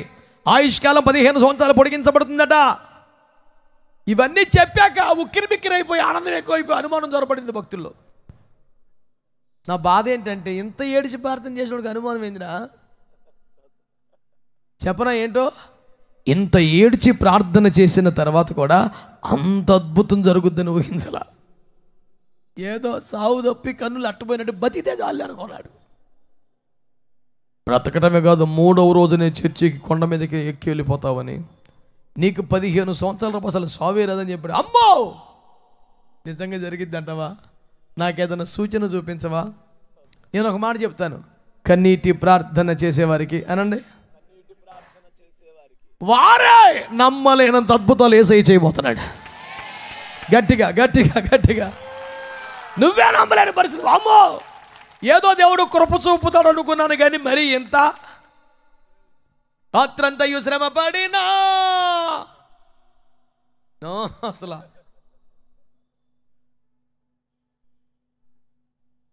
అమ్మ బాబోయ్ అనుకుంటే విన్నారా బిడ్డలారా? ఆ పూట కూరకి చేపలు పడిన అద్భుతం అసలు తెల్లవారు. అయ్యి బాబోయ్, hallelujah, what a beautiful fish it is, hallelujah అని మురిసిపోవలసిన మూమెంట్ అయితే యేసు రక్తం విజయం. 153 పెద్ద చేపలా వల పిగిలిపోయే మూమెంటా? పక్క దోణి వాళ్ళు వచ్చి సాయం చేస్తే కానీ ఒడ్డుకి లాడిన పరిస్థితి. ఒక దోణి కెపాసిటీకి మించిపోయి 5-6 దోణులు నింపాల్సిన పరిస్థితి. మరి చేపలు ఎత్తాడని తెలుసు కానీ ఇన్ని దోణులకి సరిపడా ఒక దెబ్బకు వస్తే ఏం తెలియదండి బాబు. నువ్వు ఏడ్చి ప్రార్థన చేయటం నీకు అలవాటు అయితే, కన్నీటి ప్రార్థన నీకు అభ్యాసం అయిపోతే చెప్పండి, నీవే నమ్మలేనంత పెద్ద అద్భుతాన్ని దేవుడు చేయగలుగుతాడు. మంచిగా మంచిగా మంచిగా. హల్లెలూయా. దేవుని బిడ్డలారా, నాకు నమ్మలేకపోతున్నా, ఏదైనా సూచన చూపెట్టవా అని అడిగాడు ఈ రాజుగారు. అడిగితే, ఒరే అల్ప విశ్వాసి అనుమానపడుచున్నావా? నిన్ను ఖండించుచున్నాను. నీ పాత రోగమే మరలా వచ్చునుగాక, పాత చిత్తమే నెరవేరిపోరుగాక, నువ్వు చచ్చిపోదువుగాక అంట్లా. ఒక్కసారి కన్నీరు గార్చి ప్రార్థన చేసి యేసయ్య కాళ్ళ మీద పడితే చిన్న చితక పొరపాటు జరిగినా ఓవర్లుక్. నీ మాటల్లో, నీ ప్రార్థన క్రమములో, నీ విశ్వాసపు మోతాదుల్లో దేవుడు ఆశించిన స్థాయి లేకపోయినా ఒక కన్నీటి ప్రార్థన అనుభవం ఉంది కనుక సర్లే అన్నికి అవకాశాలు ఇస్తాడు, కృపిస్తాడు. ఇంత మంచి దేవునికి చేతులు స్తోత్రం చెప్పండి. బ్రతికించమని ఏడ్చాడు, బతికిస్తానన్న తర్వాత డౌట్ పడ్డాడు. దేవుడికి నచ్చుద్దట చేస్తే పనిలే అనుకోగలడా? మరి ఎందుకు అన్నాడు? ఎందుకు ఆగాడు? కన్నీటి ప్రార్థన అనుభవం కలిగిన వారు, దేవుడు ఆశించినంత విశ్వాసపు స్థాయి లేకపోయినా, దేవుడు కోరుకున్న పరిపక్వత లేకపోయినా, కన్నీరు గచ్చి ప్రార్థన చేసే అనుభవం ఉందిగా, ఓ ధ్యానం చేద్దాం అని వాడిని విడిచిపెడుతున్నట్టుగా వాక్యంలో కనబడుతుంది. చేతులెత్తి స్తోత్రం అనండి. కన్నీటి ప్రార్థన అనుభవం నేను ఎంత కాపాడుద్దో తెలుసా? నీకు అదనపు కృప వచ్చేలా చేస్తుంది, నీ మీద అదనపు కృప చూపేలా చేస్తుంది, నీకు అవకాశాలు ఇచ్చేలా చేస్తుంది, సరి చేసుకోవడానికి, సరిదిద్దుకోవడానికి, బలపడడానికి నీకు మరొక అవకాశం ఇచ్చేలా చేస్తుంది. కన్నీటి ప్రార్థన నీకెంత మేలు చేస్తుందో నీకు అర్థమైతే దాన్ని ఆపదలో వాడుకునే వస్తువుగా కాదు, నిత్యము దేవుని సన్నిధిలో కలిగి ఉండే ఒక అనుభవంగా మార్చుకోగలగాలి. దేవునికి స్తోత్రం కలుగును గాక. ఇప్పుడు చెప్పండి దేవుని బిడ్డలారా, కన్నీరు గార్చి ప్రార్థన చేస్తే దేవుడు ఏమన్నాడు? బాగు చేస్తాను నాన్న, బతికిస్తాను నాన్న, 15 సంవత్సరాలు ఆయుష్ నాన్న అన్నాడు. నా డౌట్గా ఉంది, సూచన చూపుతామన్నాడు. ఆపిష్టి అనుమానుడు అనలా. సరే నాన్న అలాగే అని ఏం చూపించాడు తెలుసా? ఇదిగో చేతి గడియారం లేదుగా, ఎండ గడియారమేగా, 10 మెట్లు ముందుకు వచ్చాడు, మళ్ళీ 10 మెట్లు వెనక్కి వెళ్ళిపోతే చాలా అన్నాడు యేషయా. అంటే అమ్మ బాబోయ్, నీడ 10 మెట్లు ముందుకొచ్చుట సులభమే కానీ 10 మెట్లు వెనక్కి వెళ్ళుట సులభము కాదు. వామ్మో చాలు. ఒకసారి స్తోత్రం అనండి. మీకు తెలిసిన విషయమే కదా, 10 మెట్లు నీడ ముందుకు రావాలంటే సూర్యుడు అలాగ 10 మెట్లు ముందుకు రావాలి, అంతే కదా. మళ్ళీ 10 మెట్లు వెనక్కి వెళ్ళాలంటే సూర్యుడు వెళ్తాడు వెనక్కి. చెప్పరే, రివర్స్ గేర్ ఉండదు సూర్యబాబుకి. హలో, సిస్టమ్ ప్రకారం తిరగవలసింది. దేవునికి స్తోత్రం. ఇష్టం కష్టంతో సంబంధం లేదు, సిస్టమ్ అంతే. ఇంకా స్తోత్రం చెప్పండి. చెప్పట్లా మీరు సరిగ్గా? 10 మెట్లు ముందుకు వచ్చిన నీడ మళ్ళీ 10 మెట్లు వెనక్కి రావాలంటే రేపాటయ్యానికి వచ్చింది, కానీ ఇప్పుడే వస్తానే అని వెనకొత్త ఉండదు. దాగులు ముడతలు అతను కుదరదు. మళ్ళీ సూర్యాస్తమయం జరిగించాలి, మళ్ళీ వెనక్కి రావాలి. ఆ చక్రం అలా తిరగాలి. కానీ అంటాడు 10 మెట్లు ముందుకు వచ్చిన నీడ వెనక్కి వస్తే చాలా 10 మెట్లు అంటే ఆడ అమాయకుడు అల్లాటప్పుడు కదా, రాజుగారు కదా. వామ్మో 10 మెట్లు ముందుకు రావడం సహజమే, కానీ 10 మెట్లు వెనక్కి రావడం మామూలు విషయాలు కాదు. చాలు బాబు, అంతకన్నా పెద్ద అద్భుతం నాకు అక్కర్లేదు అన్నాడు. స్తోత్రం చెప్పండి. ఈ పుండు మాంటం కన్నా జబ్బు దక్కటం కన్నా బేబచున అద్భుతం అది. గమనించారా మీరు? ఏం జరుగుతుంది తెలుసా? 10 మెట్లు ముందుకు వచ్చిన నీడ 10 మెట్లు వెనక్కి రావాలంటే సూర్యుడు ఒక్కడే సోలోగా తిరుగుతా కవదు. సౌర కుటుంబంలో చాలా గ్రహాలు ఉంటాయి. ఈ సౌర కుటుంబంలో గ్రహాలన్నీ తిరగాలి అంటే మొత్తం భ్రమణములలో మార్పు రావాలి. గ్రహాలన్నీ ఒక్కసారిగా బ్రేక్ పడాలి, రివర్స్ గేర్ వేసుకోవాలి. అంటే ఒక బలహీనుడి కోసం, ఒక రోగి కోసం, ఒక మరణ పడకలో పడి ఉన్న వాడి కోసం, ప్రార్థించిన తనకే విశ్వాసం చాలక సూచనలు అడిగే అల్ప విశ్వాసి కోసం 1, 2 కాదు, అవసరమైతే సౌర కుటుంబాన్ని స్తంభింపచేసి కాలచక్రాన్ని వెనక్కి తిప్పి ఆ రోగి పట్ల, బలహీనుడి పట్ల తన అవాచ్యమైన ప్రేమను నిరూపించుకున్న దేవుడు ఈ రాత్రి కూడా సజీవుడే. ఈ రాత్రి గ్రౌండ్స్ లో ఉన్నాడు, ఈ వేదిక మీద కృపా సింహాసనం వేసి కూర్చున్నాడు. నీతో మాట్లాడుతున్నవాడు ఆయనే. నువ్వు మొర్ర పెట్టగలిగితే, నోరు తెరవగలిగితే, ప్రార్థన చేయగలిగితే నీ కోసం కాలచక్రాన్ని వెనక్కి తిప్పే దేవుడు ఒక చట్టాన్ని రివర్స్ చేయడా సార్? చెప్పరే చెప్పరే, ఒక చట్టాన్ని రివర్స్ చేయడా? బిల్లు పాస్ అయితే కూడా దాన్ని మళ్ళీ వెనక్కి రప్పించడా? క్యాన్సిల్ అవదంటావా? కుదరదా, సంతకాలు అయిపోయినాయి. చాలా అయినాయి. మరి చరిత్రలో ఎప్పుడు సంతకాలు అయిపోయినాయి మార్చలేదా? ఓరు మీ సైలెన్స్ మండిపోను. అంత అనుమానం పక్షులను ఏడవాళ్ళని ఏందిరా? మంచి మంచి వాళ్ళందరూ స్తోత్రం చెప్పండి. చరిత్రలో ఎక్కడా జరగలేదా సార్? ఇది వింత సార్? ఏమన్నా ఇదే మొదటిసారి వింటున్నామా? దేవునికి మహిమ కలుగునుగాక. గట్టిగా స్తోత్రం చెబుదాం. హల్లెలూయా. మా అయ్యగారుల కోసం ఒక మాట చెప్తాను. అయ్యగారులు చెప్పమంటారా? అయ్యో అడిగి చూస్తాం ఏందయ్యో చెప్పేదా? ఒకవేళ మన విజిటింగ్లో వెలిసిపోయినట్టుంది, మొహం డల్ అయిపోయింది. యేసుప్రభు నూతన బలం ఇచ్చిన గాక. హల్లెలూయా. హిజ్కియా ప్రార్థన చేస్తే, అడోయ్ హిజ్కియా ప్రార్థన చేస్తే ఎదరకెళ్ళిపోయిన దైవజనుని వెనక్కి తీసుకొచ్చాడు దేవుడు. కానీ దైవజనుడు ప్రార్థన చేస్తే కాలచక్రాన్ని వెనక్కి తిప్పాడు. అయ్యగారులు కొట్టాలి ఇప్పుడు, కడా పవర్ఫుల్గా. నీ స్థానం అదే, నీ భాగ్యం అదే, నీ పిలుపు అదే, నీ ఏర్పాటు అదే, నీ అభిషేకం అది. దైవజనుడు నువ్వు నడుము కట్టుకోవాలి కానీ, నువ్వు ప్రార్థన చేయాలి కానీ, విశ్వాసంతో పలకాలి కానీ, నీ కోసం కాల చక్రాన్ని వెనక్కి తిప్పగలిగిన ఒక అద్భుతమైన దేవుడు.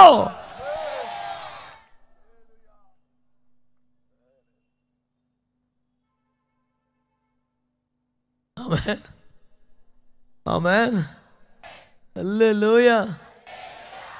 నమ్ముతున్నారా దేవుని శక్తిని? నమ్ముతున్నా దేవుని కార్యాన్ని? దైవజనుని ప్రార్థనకు దేవుడు విలువ ఇస్తాడని నమ్ముతున్నారా? నీ ప్రార్థన దైవజనుని వెనక్కి రప్పించగలిగితే, దైవజనుడా నీ ప్రార్థన కాలచక్రాన్ని కూడా వెనక్కి తిప్పగలగాలి. నీ ప్రార్థనలో శక్తి పెరగాలి, నీ ప్రార్థన మోతాదు పెరగాలి, ప్రార్థనలో సమయం పెరగాలి, ప్రార్థన బలము పెరగాలి. పిల్లలు 10 రూపాయలు పని చేస్తే తండ్రి 100 రూపాయలు పని చేయగలగాలి. పిల్లోడు 4 ఇటుకలు ఎత్తుకొస్తే పెద్దోడు బండిటికలు మోసేయగలగాలి.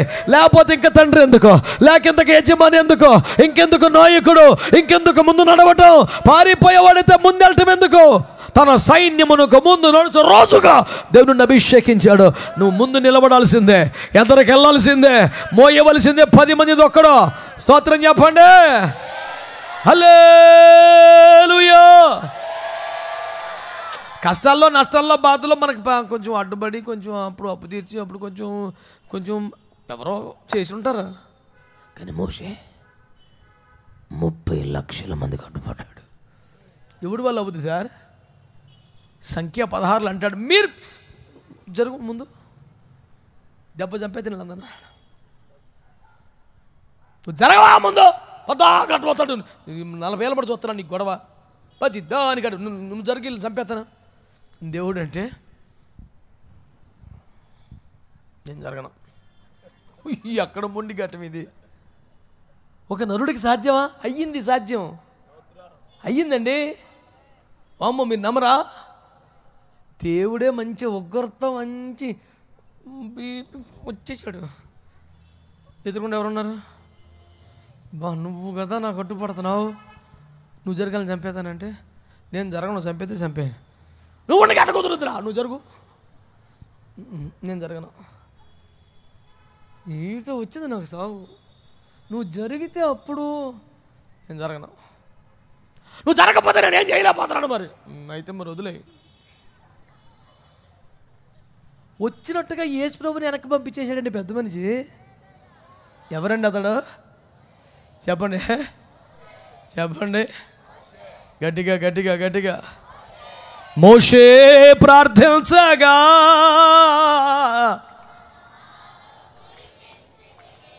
ఇంత గంటదా గుర్తుండే కారణం సబ్జెక్ట్ అది.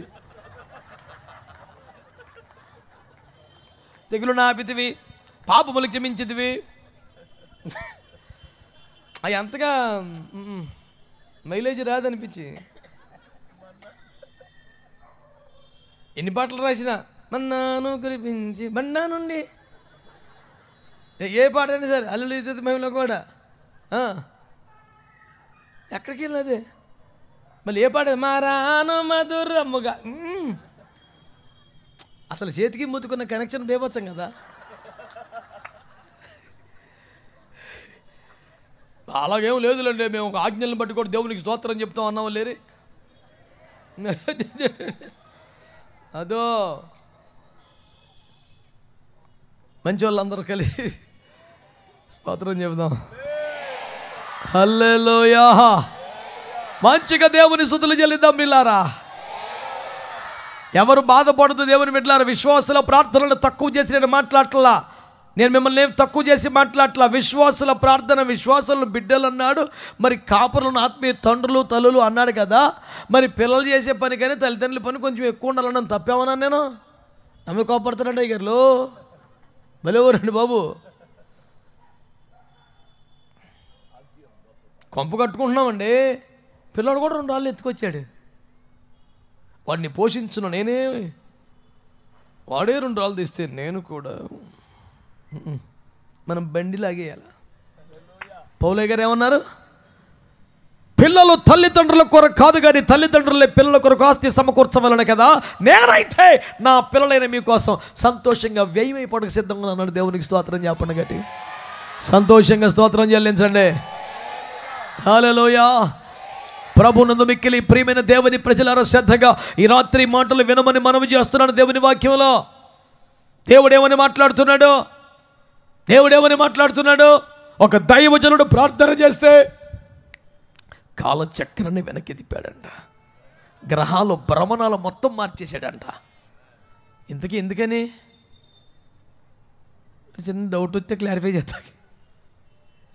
చిన్న అనుమానం వస్తే నివృత్తి చేయడానికే కాలచక్రాన్ని వెనక్కి తిప్పిస్తే, నిజంగా నీ కొంప మీదకి తిప్పలు వస్తే, నీ బ్రతుకు ప్రమాదం ఏర్పడిస్తే, ముల్లోకాలు ఏకం చేసేలా నిన్ను కాపాడుకుంటాడు. దేవునికి స్తోత్రం కలుగునగా. స్తోత్రం చెప్పరే గట్టిగా. యవనస్తులు 3 కుర్రగాళ్ళ కోసం అగ్నికొండలోకి వచ్చేసాడండి. ఒక మనిషి కోసం సింహాల బోన్లోకి వచ్చేసాడండి. ఏమనుకుంటున్నారు మీరు ఆయన గురించి? నీకున్న ఫీలింగ్ ఏంటో నాకు తెలియదు కానీ ఆ దేశపు రాజుగారు అన్నాడు ఏమని, ఆపద్బాంధవులు రక్షకుల్ని చాలామందిని చూశాను కానీ ఈ విధముగా రక్షించుటకు సమర్థుడకు దేవుడు ఈ దేవుడిగా ఇంకెవరు లేరు. చెప్పాలి గట్టిగా, చెప్పాలి గట్టిగా. దేవునికి మహిమ కలుగునుగాక. హల్లెలూయా. ఒక బలహీనుని ప్రార్థన దేవుని చిత్తమును వెనక్కి తిప్పగలిగితే, దైవజనుని వెనక్కి రప్పించగలిగితే, జనములకు తండ్రిగా నియమించబడ్డ దైవజనుని ప్రార్థన ఏకంగా భ్రమణాల్లోనే మార్పు తెచ్చి గ్రహాలను వెనక్కి తిప్పి సూర్యుని వెనక్కి రాకొచ్చి 10 మెట్లు నీడ వెనక్కి తీసుకెళ్ళిపోయింది. దేవునికి స్తోత్రం చెప్పండి. నీ కొరకు ఏమైనా చేసే దేవుడు సజీవుడిగా మన మధ్యలో ఉన్నాడు. తన ప్రజల కోసం అవసరమైతే ఎర్ర సముద్రాన్ని పాయలు చేయలేదా? గట్టిగా చెప్పండి. అంతకుముందు ఎప్పుడైనా సముద్రం పాయలు చేశాడా? చెప్పాలి. అంతకుముందు ఎప్పుడైనా చేశాడా? నేను అంటున్నాను, ఇంతవరకు తానే చెయ్యని అద్భుతమైన నీ కోసం చేస్తాడు. ఎవడో చేయని అద్భుతం కాదరా బాబు, తానే చేయని అద్భుతం కూడా నీ కోసం చేస్తాడు. ఎవరు చేయలేని కార్యాలు, ఎవరో చేయలేని కార్యాలు కదా, ఆయన కూడా ఇంతవరకు చేయలేదు అలాంటి కార్యం. అవసరమైతే నీ కోసం చేస్తాడు. అవసరమైతే నీ కోసం చేస్తాడు. ఎడారిలో నీళ్లు ప్రవహింపజేయగలుగుతాడు. బండ నడుచుకుంటూ వచ్చి దాహం తీర్చే ఏర్పాటు చేయగలడు. స్తోత్రం చెప్పరే, స్తోత్రం చెప్పరే. పరిస్థితులు అద్భుతముగా మార్చి వేయగల దేవుడు ఎక్కడో 7 సముద్రాల కావాలి పక్కన ఎక్కడో లేడో, ఇప్పుడు నీ ఎదుట కొలువై ఉన్నాడు. స్తుతి సింహాసనాసీనుడై ఉన్నాడు. నీ మధ్యలో కృపా సింహాసనం మీద కూర్చున్నాడు. నీ అద్భుతం ఎంత దూరం ఉందో తెలుసా? నువ్వు కన్నీరు కాచి ప్రార్థన చేసి ఎంత దూరం ఉంది. కన్నీటి ప్రార్థన ఎంత దూరం అయితే అద్భుతం అంత దూరం. ఏడుపు ఎంత దూరం అయితే అంత దూరం. నీ హృదయం నలగటం ఎంత దూరం అయితే నీ అద్భుతం అంత దూరం. ఆ బండ హృదయం, మొండి హృదయం దేవుని వాక్యపు శుద్ధకు నలగగలిగితే, ఒప్పించబడగలిగితే, కన్నీటికి కరగగలిగితే, యేసు పాదాల మీదకి రాగలిగితే, నీ అద్భుతం నీ అందుబాటులో చేయి దగ్గరే ఉంది. సంతోషంగా గట్టిగా, ఇంకొంచెం గట్టిగా హల్లెలూయా స్తోత్రం చెప్పండి గట్టిగా. యెషయా ప్రవక్త వెనక్కి వచ్చి హిజ్కియా రాజుగారు చెప్పింది ఏమనగా, నీవు కన్నీరు విడుచుట చూచితిని, నీ ప్రార్థన అంగీకరించి ఉన్నాను. ఆ మాట అనండి గట్టిగా. నేను అంటున్నాను, అంత బాగా నచ్చేసింది ఆ ప్రార్థన. ఈ ఒక్క మొక్క చెప్పి వెళ్ళిపోదాం ఈ పూటకి. ఇదొకటే, ఇంకేమీ లేదు. ధ్యానంగా నా ముఖం చూస్తున్నారు కొంతమంది బిడ్డలు. నీకా ఏ బాగానే కూర్చొని మాట్లాడుతున్నావు, నువ్వు నుంచొని వింటున్నావు ఏంటి? నువ్వు కూడా కూర్చొని వింటున్నావు. స్వప్నాది ముఖం వేసుకుని నాయకు చూస్తా కూర్చొని మాట్లాడుతున్నాడు. ఓపిక లేక రోగాలు వచ్చి సగం కాలు నాచినవి అయిపోయి నేను చచ్చిపోతుంటే ఏమైనా నుంచొని చెప్పొచ్చుగా. నువ్వు కూర్చొని కాలు మీద కలిసిగా వింటావా? 30 ఏళ్ళని బట్టి నేను నుంచొని చెప్తుంటే కూర్చొని వింటున్నావుగా. ఇప్పుడు కూర్చొని పూటయా? స్వార్థం నశించును గాక, అసూయ తొలగిపోను గాక, దేవుని ప్రేమ నీలో కలుగును గాక, మంచి మనసాక్షి కలుగును గాక, నాకు కూడా స్వస్థత కలుగును గాక అని చార్లెస్ జాకబ్ గారి కన్నా ఎక్కువ పరిగెత్తేసాను ఇద్దరు. నేను సరిపోయేది కాదు నాకు అసలు. మా డాడీ కుదురుకో నుంచో దగ్గర చెప్పచ్చు కదరా, ఎందుకు తిరుగుతున్నాడు అని మా డాడీ నన్ను. ఓ 12 పరిగెత్తి సత్యనారాయణ పిల్లగాలి కెమెరా తెప్పలేక కూర్చా ఓ దగ్గర అని మా డాడీ.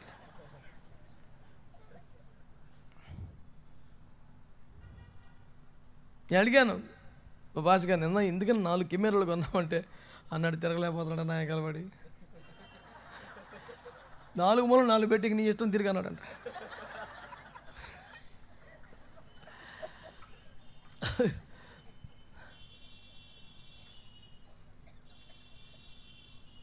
మేము తిరిగాం మరి నీరసం వచ్చాక ఏం చేయమంటావు?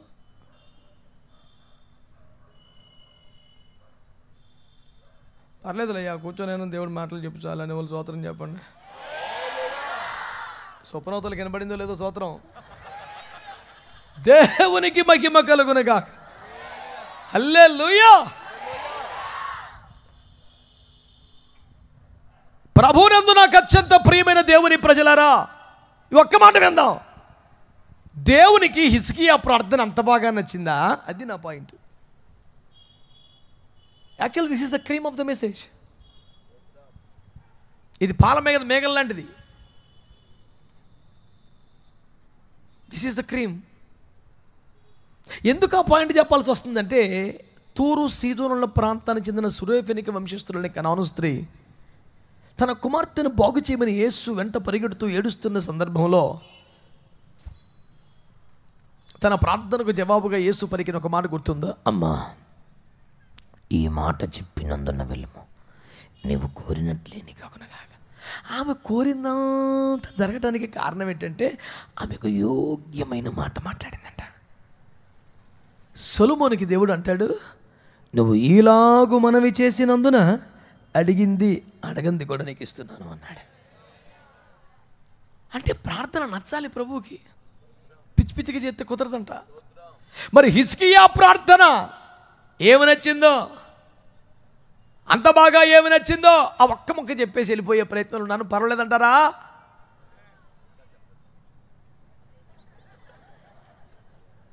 మా తమ్ముడు ఏం పర్లేదని చెప్పి అన్నాడు. అలా సైలెంట్ అయిపోరు. అది అస్సలు శూషణ కోటలో ముర్దకయ్య ఒక్కడుండెను. స్తోత్రం చెప్పండి. ఎందుకు ఎంతమంది జనం ఒకడు చాలడు దేవునికి స్తోత్రం. ప్రభునందు మిక్కిలి ప్రియమైన దేవుని ప్రజలారా, శ్రద్ధగా ఈ మాట ఆలకించండి. హిజ్కియా ప్రార్థనలో దేవునికి నచ్చినటువంటి క్వాలిటీ ఏంటో ఉంది. అదేంటో చూద్దాం, చదువుకుందాం. బైబిల్ తెరిచి 2వ వచనం. ఏ 2వ వచనం? అది రాజులు 2వ గ్రంథం 20వ అధ్యాయం. అక్కడే ఉన్నాగా. మీరు శాలకి వెళ్ళిపోయిన ఫీలింగ్ వచ్చింది మీకు. 2వ వచనం చదవన్నా. అతడు తన ముఖము గోడ తట్టు త్రిప్పుకొని యెహోవా యథార్థ హృదయుడునై సత్యముతో నీ సన్నిధిని నేను ఎట్లు నడుచుకొంటినో నీ దృష్టికి అనుకూలముగా సమస్తము జరిగించెదను.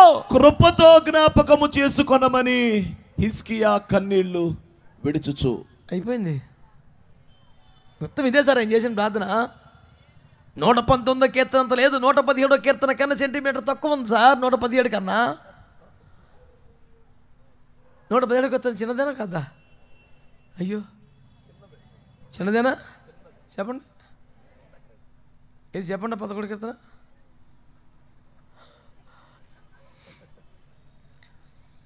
దేవుడు లోకముని ఎంతో, అదే వచ్చి ఇప్పటికీ ఇంకా చిన్నప్పటిది. దుష్టుల ఆలోచన చొప్పున, అది అప్పుడుదే. ఆ సండే స్కూల్ తర్వాత ఒక్క వాక్యం చదివి సత్తలేదు మీరు. అప్పుడు చిన్నప్పుడు సండే స్కూల్ టీచర్ బెత్తంతో కొట్టి చెప్పిన మట్టుకే వచ్చినాయి. ఇదిగో నేను త్వరగా, ఇది అప్పుడుదే. ఈ మధ్య లేటెస్ట్గా కంటత పట్టిన వాక్యం ఒకటి చెప్పు అన్నా. యాక్చువల్గా ఈ మధ్య ఖాళీ ఉండలేదన్న. దేవుడు నీకు ఖాళీ చేసి ఇంటికాడ కూర్చోబెట్టేలాగా ఏమైనా ప్రార్థన చేసి పెట్టమంటావు ఏంటి?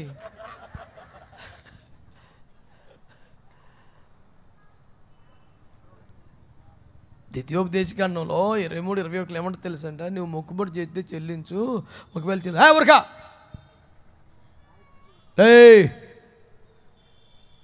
ఒకవేళ నువ్వు మొక్కుబడి చెల్లించకపోతే యెహోవా దానిని నీ వద్ద నుండి రాబట్టును, అది నీకు పాపమగును. నీ భక్తి నువ్వు ఎన్ని ఉపవాసాలు చేయాలో అంతా, నువ్వు ఎంత ప్రార్థన చేయాలో అంతా, నువ్వు ఎంత సమర్పించుకోవాలో అంతా, నువ్వెన్ని మోకాళ్ళు వేయాలో. మా సంఘంలో మొన్న ఒకటి జ్వరం వచ్చిందండి, కేవలం జ్వరమే. పాప మీకు అసలు తగ్గట్లా 14 రాత్రి మొదలండి, అసలు ఎంగిలి పడలేదు, సెలైన్ల మీద వాటి మీద ఉన్నాడు. జ్వరమే, ఇంతకే జబ్బు లేదు. అన్ని టెస్టులు నార్మల్ వస్తాయి, జ్వరం తగ్గుతుంది 14 రోజులు. ఆ తర్వాత మొత్తానికి స్వస్థపడ్డాడు, చర్చికి వచ్చాడు.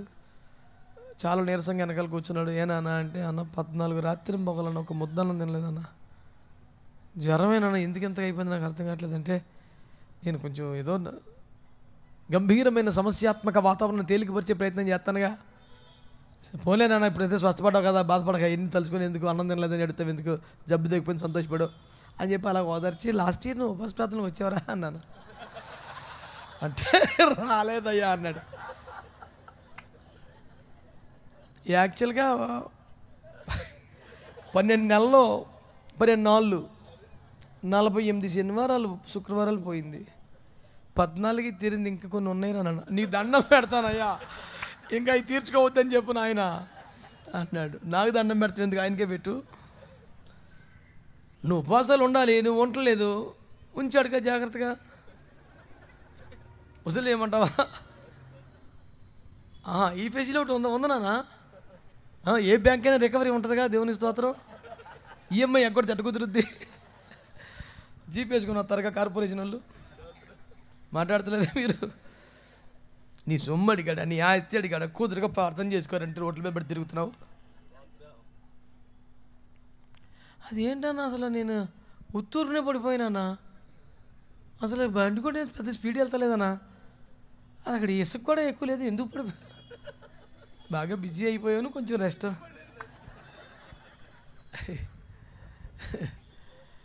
ఇంక ప్రార్థన చేసుకుంటాం, ప్రేయర్ లైఫ్ సెట్ అవ్వగానే మళ్ళీ రెడీ పులి, మళ్ళీ రక్తం ఇచ్చి. మంచి వాళ్ళందరూ ప్రభువుకు స్తోత్రం చెప్పండి. హిజ్కియా చేసిన ప్రార్థనలో విశేషం ఏంటి తెలిసిన, చాలా చిన్న ప్రార్థన అండి. నువ్వు మరణం అయిపోతావు, బ్రతకవు, చచ్చిపోతావు, నీ ఇల్లు చక్కబెట్టుకో, అదే వెంటనే తిరిగాడు. వెంటనే తిరిగి కిటికీ వైపు మోక నుంచి కిటికీ వైపు తిరిగి కన్నీరు కాస్తే ఏం ప్రార్థన చేశాడు, యెహోవా యెహోవా ఏమంటాడు, నేను యథార్థవంతుడనై సత్యముతో నీ సన్నిధి ఎట్లు నడుచుకొట్టినో, నీ దృష్టికి అనుకూలంగా సమస్తము ఎట్లు జరిగించుతున్న. 3 మొక్కలు బెడ్రూమ్ నుంచి హాల్లోకి వెళ్తే పాస్టర్ గారు దేవుడు అన్నాడు, నానా వెనకెళ్ళు మొత్తం క్యాన్సిల్ అని బతికిచ్చేద్దాం అన్నాడు. 3వ రోజున చర్చికి వెళ్ళిపోతాడు అన్నాడు. స్తోత్రం చెప్పండి. ఇంత ఇమ్మీడియట్ రెస్పాన్స్ కారణం ఏంటంటే అతడు చేసిన ప్రార్థనలో దమ్ముంది, దమ్మున్న ప్రార్థన అది. నా బైబిల్లో 5 సంవత్సరాల క్రితం రాశాను ఇక్కడ, ఈ ప్రార్థన చేసే దమ్ము నీకుందా అని. ఈ ప్రార్థన చేసే దమ్ము నీకుందా?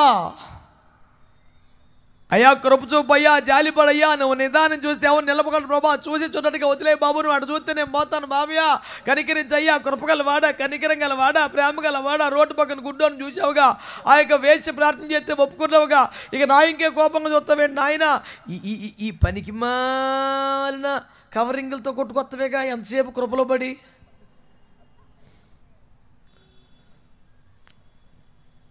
అత్యంత కృపా కనికరములను మా తండ్రి, కృపచూపుటలో ఐశ్వర్యవంతుడా, వేవేల తరములకు కృపచూపువాడా, కృపా సముద్రుడా, కనికరమందు ఐశ్వర్యవంతుడా,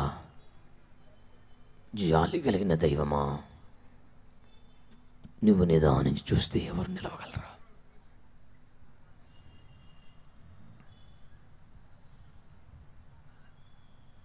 పెట్టారా?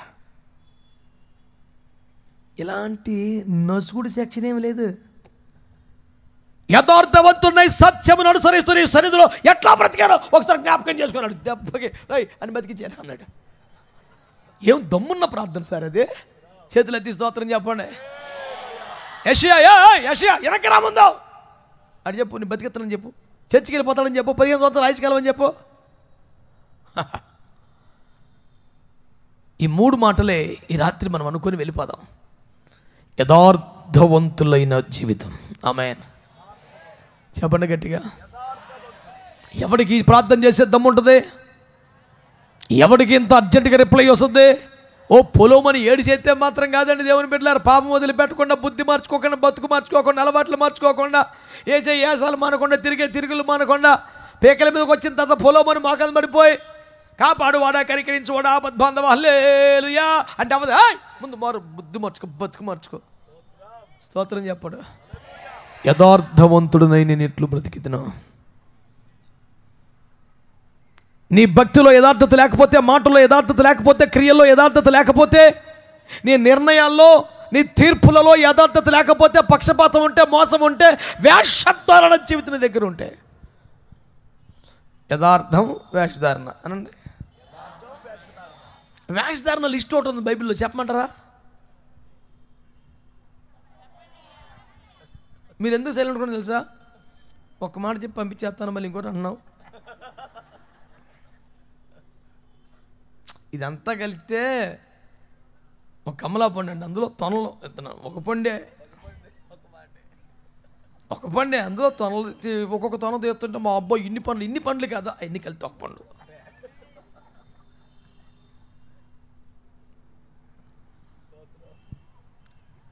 మొన్న ఇలా చెప్తాడు అన్నాడు, వచ్చిదే నువ్వు కమలా పండు కాదు పనస పండు తెచ్చావు అన్నాడు.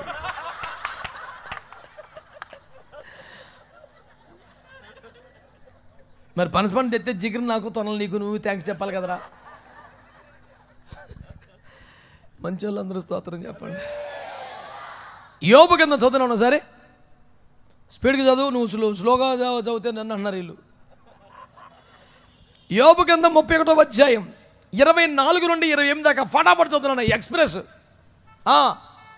సువర్ణము నాకు ఆధారం అనుకుని ఎడల, ఏమండోయ్ ఏదో తెగదుడుపులాగా ఒంటి మీద వేసుకొని పొట్టకు పోతే కాదు, బంగారం కొనుక్కుంటారు. ఎప్పటికైనా అవసరం వస్తే ఉంటుందని బ్యాంకులో ఎట్టుకుంటా కానీ కొన్నాను. మాకంత అలంకరణ పిచ్చేమి లేదు. పిల్లలు కలిగిన వాళ్ళు రేపు పొద్దున పిల్లల ఫీజు వస్తుందో, పురుడు వస్తుందో, ఏదో ఉపయోగపడుతుందని కొన్ని ఉంచాను. పద్దానికి బంగారం మీద పడిపోతావు, ఎక్కడ కూటం పెట్టినాను, నేనేం పడిపోతలేదు, మీరే అందులో మోజులో పడిపోయారు, నా మీద ఎడుతారు. చదువునా. సువర్ణము నాకు ఆధారం అనుకుని, సువర్ణము నాకు ఆధారం అనుకున్నావా? నా ఆశ్రయము నీవే అని మేలిమి బంగారముతో నేను చెప్పిన ఎడల, దుబాయ్ నుంచి రప్పించుకున్నావుగా 24 క్యారెట్లు, రేపటికాడ ఆపదొస్తే ఇదే ఆదుకుంటుంది. అమ్మాయి దిగులు పడకో. ఏంటనుకున్నావు? 7 వారాలు దేవునికి స్తోత్రంగా, 7 వారాలు ఉపాసాలు కాదు, 7 వారాలు నగలో. నీవే నాకు ఆశ్రయమని బంగారంతో చెప్పుకున్నావంట. నా ఆస్తి గొప్పదని గాని, నా చేతికి విస్తారము సొత్తు 4 రోడ్ల సెంటర్లో 3 అంతస్తులు ఇచ్చాడు అని దేవుని స్తోత్రం కలగను గాక. నేను కొన్నప్పుడు గజం 3,000, ఇప్పుడు 3 లక్షలు. హల్లెలూయా. నా ఆస్తి గొప్పదని గాని, నేను సంతోషించి నా చేతికి వారానికి 2 లక్షలు కానుకొస్తుందని గాని. హల్లెలూయా. ఒక అయ్యగారు పద్దాక చెప్పుకొని చెప్పాడు, ఎక్కడికి వెళ్ళినా సరే, ఎక్కడికి వెళ్ళినా చెప్పాడు, వారానికి లచ్చ అని. మొత్తం అప్పు అయిపోయింది ఇప్పుడు. అసలు అడిగిన ఆడపేరు ప్రసంగం మధ్యలో వారానికి లచ్చ.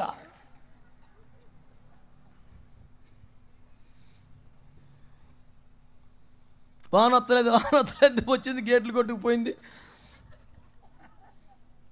గోదావరిలో సొక్కలేదు, మొత్తం వెళ్ళిపోయింది సముద్రంలోకి.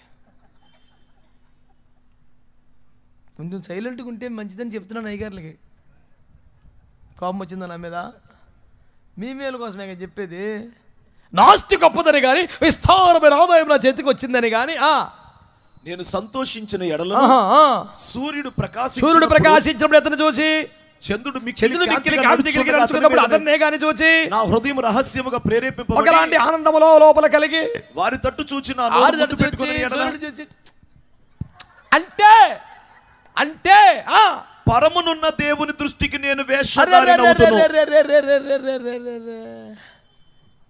వేషధారి అంటే రంగులు పూసుకోనక్కర్లా, పగటి వేషగాళ్ళలాగా రకరకాల రూపాల్లో రావనక్కర్లా, ఎరోబాంబారిలాగా మొత్తం రూపమే మార్చేయక్కర్లా. హలో, యాకోబులాగా తోలు కప్పుకొని రా అక్కర్లా. అలాంటి పనులు ఏమి చేయట్లేదు కనుక నేను వేషధారుని కాదు, మోసకారుని అంతకన్నా కాదు, యథార్థ క్రైస్తవుని అని ఫిక్స్ అయిపోతున్నావు. ఎవడు రా వేషధారి అంటే లిస్ట్ రాశాడు ఇక్కడ మాస్టరు. అలాగానే వస్తే నేను పరముందున దేవుని దృష్టికి వేషధారణ అయిపోతాను, అది దేవుని దృష్టికి నేరమగును. అయ్య బాబోయ్, ఏంటి నేరం? సూర్యుడు ప్రకాశించినప్పుడే కానీ, చంద్రుడు కాంతి కలిగి నడుస్తున్నప్పుడే కానీ అతను భలే ఉన్నాడే అనిపించి హృదయంలో ప్రేరేపించబడి ముద్దు పెట్టుకుంటే యెహోవా దృష్టికి వేషధారిణి, అది ఆయన దృష్టికి నేరం. ఈ మాట చెప్పండి మీకు అనిపిస్తుంది, దేవుడి దేవుళ్ళు మాకు అలాంటి అలవాట్లేండి. సూర్యుని చూసి చంద్రుని చూసి అలాంటి మాకేమి లేవండి, కాకపోతే చిలుకే అంతేనా? రే చిన్నడా, రే ఇట్రా, ఇట్రా, వచ్చావా? నా ఎదురుకుండా ఉంచున్నావా? అబ్బాయి ఓకే, వెళ్ళిపో. మీకు తెలుసు సబ్జెక్ట్ అంతా.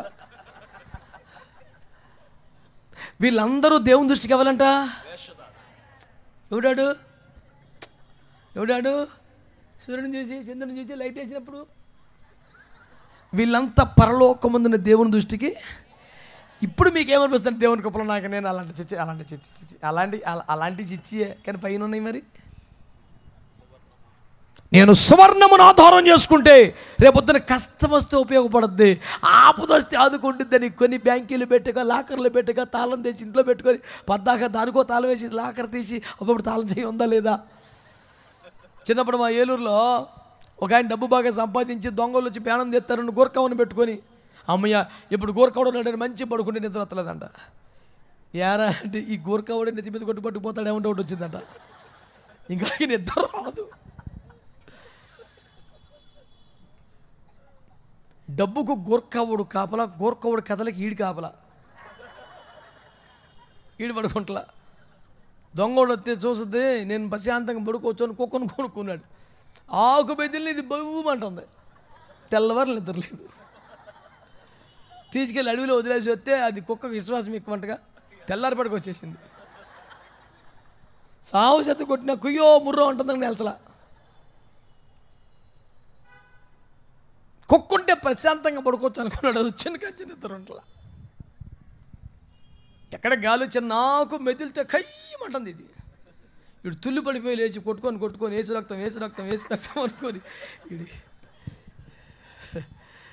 ఏ క్లాస్ అని దేవదూతలు ఉంటే నీకు ఏట్రా పని? కుక్కపాటి పని చేయవా దేవదూతలు? నీ పనికి మేల విశ్వాసం కాదు. కానీ అది కొంచెం జాతీయాన్ని కుక్కని ఎక్కువ డబ్బులు పెడితే ఎత్తే దాని అరుపు కూడా ఇంకా బేపచ్చంగా ఉంది. మొగలింటికి వెళ్తే మొన్న నేను కయ్యమందండి కుక్క, నాకు చచ్చే భయం అండి కుక్క అంటే. అయ్య బాబోయ్ అని కాకపోతే అన్నది ఏం చేయదు అన్న, మరి ఏం చేయకండి నేను తిప్పించుతున్నావు దాంట్లో మరి పని. అసలు అదేం చేయదాను అసలు, దానికి అన్నీ ఈడే చేస్తుంటాడంట రోజు. వివరాలు అడగ మాకు, అదేం చేయదు, అన్నీ ఈడే చేస్తాడు. కుక్కకి నీ చేస్తున్నావు, ఎప్పుడైనా చర్చికి ఏమని చేసేవరా? ఒక్కరోజు గుర్తుడిసేవా నీ దుర్మార్గం పోడుగాను? పట్టాలు వేసేవారు ఒక్కరోజన్నా? చిన్నప్పుడు అలబడి నీకు సేవ చేసే వృద్ధాపిలో వచ్చిన అయ్యగారికి వచ్చి చాయ్ కాసి పోసేవారు ఏడనాడన్నా. కుక్కకు మాత్రం ఆయన కొనుక్కొస్తాడు ఎక్కడికి ఒక గింజలో, దానికి మళ్ళీ ప్రార్థన చేసి పెడతాను నేను అంటాడు. ప్రార్థన చేసిన వాడికి ఏం పెట్టవు, దీనికి ప్రార్థన చేసి పెడతాడంట. జంతు ప్రేమికులు నన్ను మన్నించిన వ్యతిరేకం కాదు, కొంచెం పాచగారిని చూసుకోమన్నాను తప్ప. మంచి వాళ్ళందరూ ఓ చెప్పండి బాబా, వెళ్ళిపోదాం. దేవునికి మహిమ కలుగునగాక. రహస్యముగా ప్రేరేపించబడి సువర్ణమును ఆధారం చేసుకుంటున్నావు, విస్తారమైన ఆదాయం నా చేతికి వచ్చింది, ఇక నాకు పర్లేదని ఫీల్ అవుతున్నావు. నా ఆదాయం ఎంత, నా జీతం ఎంత, నేను ప్రార్థన చేస్తే ఎట్టా అట్టా, ఆహా.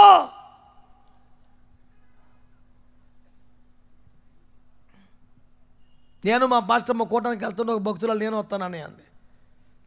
సరే మా పాస్టమ్మ సరేలే ఎక్కంది, కూర్చొని మొదలెట్టింది. మేము కారు ఫస్ట్ గేర్ వేసాము, అప్పుడే టాప్ గేర్ వేసింది ఆవిడ. ఏమంటుందంటే నేను ఇలా ప్రార్థన చేశానంటే దేవుడు ఇలా కార్యం చేస్తాను, అసలు ఇక మొరపెట్టానంటే అద్భుతాలేనండి.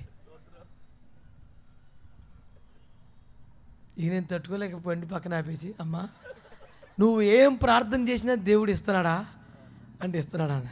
ఇప్పుడు నీకేం అర్థమైంది అన్నాను. దేవుడు కృపగలవాడు అంది. మరి నువ్వు ఎందుకు ఫీల్ అవుతున్నావు నోర్మస్గా? దేవుని కృప కదా, మరి నువ్వు ఎందుకు ఫీల్ అవుతున్నావు గొప్పగా? ఇది నా సాధన, నా దమ్ము, నా కెపాసిటీను నిన్ను మెచ్చుకుందాం. లేదన్నా అంత ఆయన కృపను మీరు నువ్వెందుకు ఓ విర్రవిగుతావు? కొచ్చా మాట్లాడ మాకు ఇంకెప్పుడు. దేవుడు కృప అని చెప్పు. నేను ప్రార్థన ఆధునిక సంవత్సరం అనండి అంటే ఎవడు తెలుసా? ఆ గాడి దవడి అమ్మకి తెచ్చి దాన్ని కడిగి దానికి సున్నం వేసి దాన్ని లామినేషన్ నుంచి ఫ్రేమ్ కట్టించి ఇంట్లో ఎదురుకుండా కట్టాడు. వచ్చాడు కల్లా ఏంటిది అంటే, ఆ మధ్య 1000 మంది ఫిలిస్తీన్ సర్దారులను దీంతోనే చంపాను. గాడి దవడమ్మకు ఫ్రేమ్ కడతాడు సంసోన్. ఇప్పుడు నేటి సంసోనాడు. ఎక్కడ చిన్న అద్భుతం జరిగితే అదే ఇక ఫేస్బుక్ నిండా. దయ్యం నువ్వు వెళ్ళగొట్టావా? యేసు వెళ్ళగొట్టాడా? మరి నీ ప్రోపగాండా ఏందిరా? నిన్ను చూసి పిల్ల దయ్యం పోద్ది అసలు. యేసు ప్రభు పేరు చెప్పి కాదు బతికింది.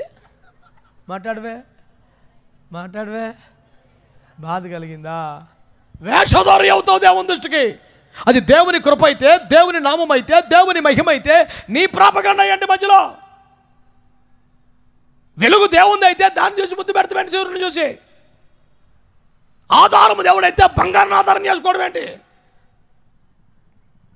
సర్వ సంపదల కర్త దేవుడైతే ఆదాయాన్ని బట్టి మురిసిపోవటం ఏంటి?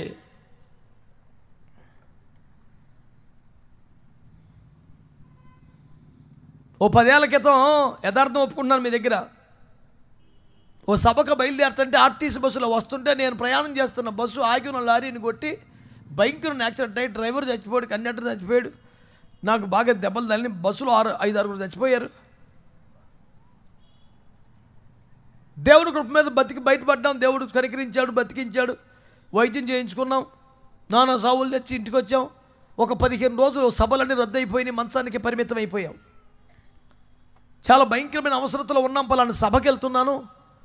ఆ సభలో దేవుడు కనికరించి ఏమైనా కానుక ఇస్తారేమో, అది తీసుకొచ్చి ఇంటెత్తు కడదాం. ఈ రకరకాల ఇబ్బందుల్లో ఉన్న కాలం. ప్రభు ఇప్పుడు కూటానికి వెళ్తుంటే మధ్యలో యాక్సిడెంట్ అయింది.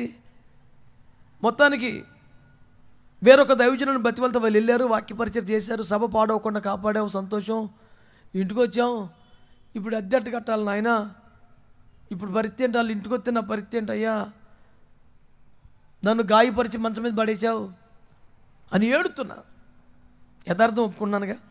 ఒక స్వరం వినబడుతుంది, నా కుమారుడా నీ జీవనాధారం సబలా అన్నాడు. మీరు నమ్మండి, ఇక్కడ దిగిపోయింది గాజు పెంకు, ఇక్కడ కట్ అయిపోయింది, నెత్తి మీద ఉన్నాయి. లేచి కూర్చొని ఆ బలంగా ఏడుతుంటే భయపడి నా భార్య పరిగెత్తుకొచ్చింది. సడన్గా లేచి కూర్చొని ఏడుతున్నాడు ఏంటి నేను? ఏమైంది అని పరిగెత్తుకు వస్తుంటే నేను ప్రభుతో మాట్లాడుతున్నా. ఆయన ప్రార్థన చేసుకున్నాడని సైలెంట్గా ఆగింది. నేనేమి నడుస్తానంటే, ప్రభు తప్పు అయిపోయింది, క్షమించు. నా జీవనాధారం సభలు కాదు, నా జీవనాధారం నువ్వయ్యా. తప్పైపోయిందయ్యా.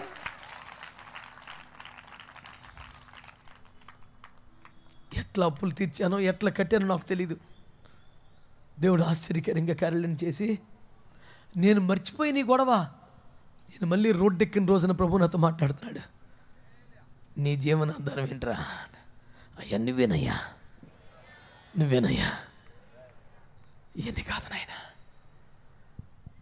నా చేతికి విస్తారమైన ఆదాయం వచ్చుచున్నదని మురిసిపోతే పరముందున్న దేవుని దృష్టికి వేషధారణ అవుతానంట. అది యెహోవా దృష్టికి నేరం అవుతుందంట. పాటలు పాడేవాళ్ళు కానీ, వాయిద్యాలు కానీ, ప్రసంగాలు చెప్పేవాళ్ళు కానీ, ఉద్యోగాలు వ్యాపారాలు చేసుకునేవారు కానీ, దేనిని బట్టి అయినా దేవుని స్థానమును మారిస్తే, దేవుని ప్రేమను మారిస్తే అతడు యెహోవా దృష్టికి వేషధారి. ఇతడు అంటాడు, ఎవరితడు? హిజ్కియా. నేను యథార్థవంతుని ఎదుట ఎలా బతికాను ఒకసారి జ్ఞాపకం చేసుకో. దమ్ముండాలి సార్, దమ్ముండాలండి. నేను యథార్థవంతునై దేవుని దృష్టికి ఎట్లా బతికాను ఒకసారి జ్ఞాపకం చేసుకో. రెండో మాట, సత్యముతో ఎట్లా నడుచుకున్నానో తెలుసుకో, ఒకసారి జ్ఞాపకం చేసుకో. అబద్ధం అన్నది లేదు, మోసం అన్నది లేదు, కల్లా కపటం లేదు, సత్యం. 3 యోహాను పత్రిక 4వ వచనములో, నా పిల్లలు సత్యము అనుసరించి నడుచుకొని చున్నారనే సంగతి వినుట కంటే నాకు ఎక్కువైన సంతోషము. అక్కడ సత్యమును అనుసరించి నెత్తి మీద అంకేసి సత్యములో అన్నాడు. అంటే సత్యములో అన్న భావనకి ఏంటంటే సత్యమును అనుసరించడం అర్థం. సత్యం అంటే యేసుప్రభు అనండి. అంటే ఏ నిర్ణయం అయినా, ఏ వ్యవహారం అయినా, ఏ సందర్భమైనా, ఏ మూమెంట్ అయినా యేసు ప్రభును అనుసరించి ఆ మార్గంలో నడిచేవాడట. స్తోత్రం చెప్పండి. సమయాభావాన్ని బట్టి ముగిస్తున్నాను. మూడో మాట ఏంటి తెలుసా? సమస్త విషయములలో. ఇది అసలు బేభత్సం. నాకు కూడా సవాలు కూడా మాట ఇది. సమస్త విషయములలో నీ దృష్టికి ఎట్లు అనుకూలముగా ప్రవర్తించుతునో ఒక్కసారి జ్ఞాపకం చేసుకో. ఒక రాజరికం కాదు, కుటుంబం కాదు, ఆర్థికం కాదు, వ్యవహారికం కాదు, ఆధ్యాత్మికం కాదు, సమస్త విషయములలో. స్త్రీ పురుషుల విషయములో, వ్యభిచార విషయములో అగ్గిలాగా బతికిన దైవజనుడు.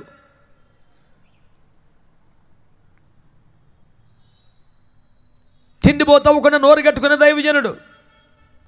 మిగుళ్ళ వేలగల వస్త్రములు ధరించకొనకుండా సాధారణ వస్త్రాలతో బతికిన దైవజనుడు. డబ్బుల దగ్గరికి వచ్చేసరికి ఎందుకు అంకుర్తి పడుతున్నాడు మరి? ఏదైనా ఒకటే కదా. అందుకనే హిజ్కియా అంటాడు, సమస్త విషయములలో నేను ఎంత యథార్థంగా బతికానో నీకు తెలియదు, నీకు అనుకూలముగా. దమ్మున్న మాట చెప్పగలరా ఎవరైనా? నేను ప్రతి విషయంలో దేవునికి అనుకూలంగా ఉన్నాను. దేవునికి అనుకూలముగా అంటే ఏంటి? 100 రకాలు ఉన్నాయి. ఒక రకం చెప్తాను మీకు. సమూయేలు మొదటి గ్రంథం 2:35.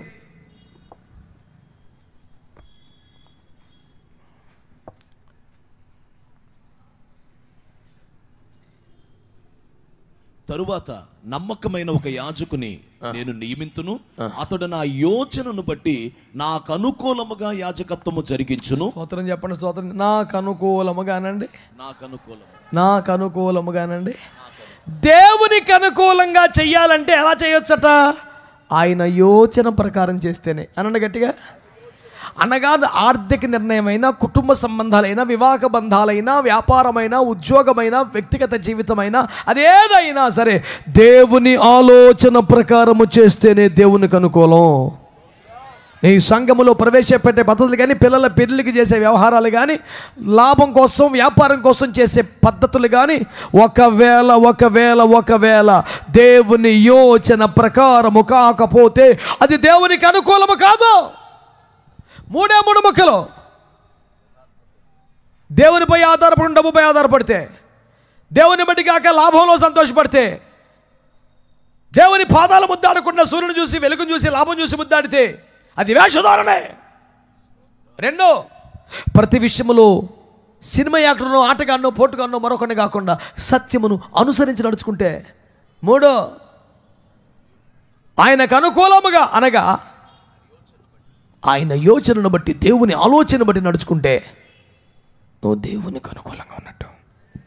ఇప్పుడు యథార్థంగా బ్రతికి సత్యమును అనుసరించి దేవుని ఆలోచనల ప్రకారమే బ్రతుకుతూ దేవుని అనుకూలంగా బ్రతికితే ఈ దమ్మున్న ప్రార్థన చేసే అర్హత నీకు వస్తుంది. ఒక్క మాటలో వెనక్కి తిప్పాడు దేవుడు. రాయ్, నా కుమారుడు యేషయా వెనకెళ్ళు అని బతికిస్తా అని చెప్పు. ప్రపంచం ఎవరికి లేదు. 15 సంవత్సరాల ఆయుష్ గ్యారంటీ అని చెప్పు. 3వ రోజున మందిరానికి ఎక్కి వెళ్ళిపోతావు అని చెప్పు. ఇప్పటికిప్పుడే స్వస్థత అని చెప్పు.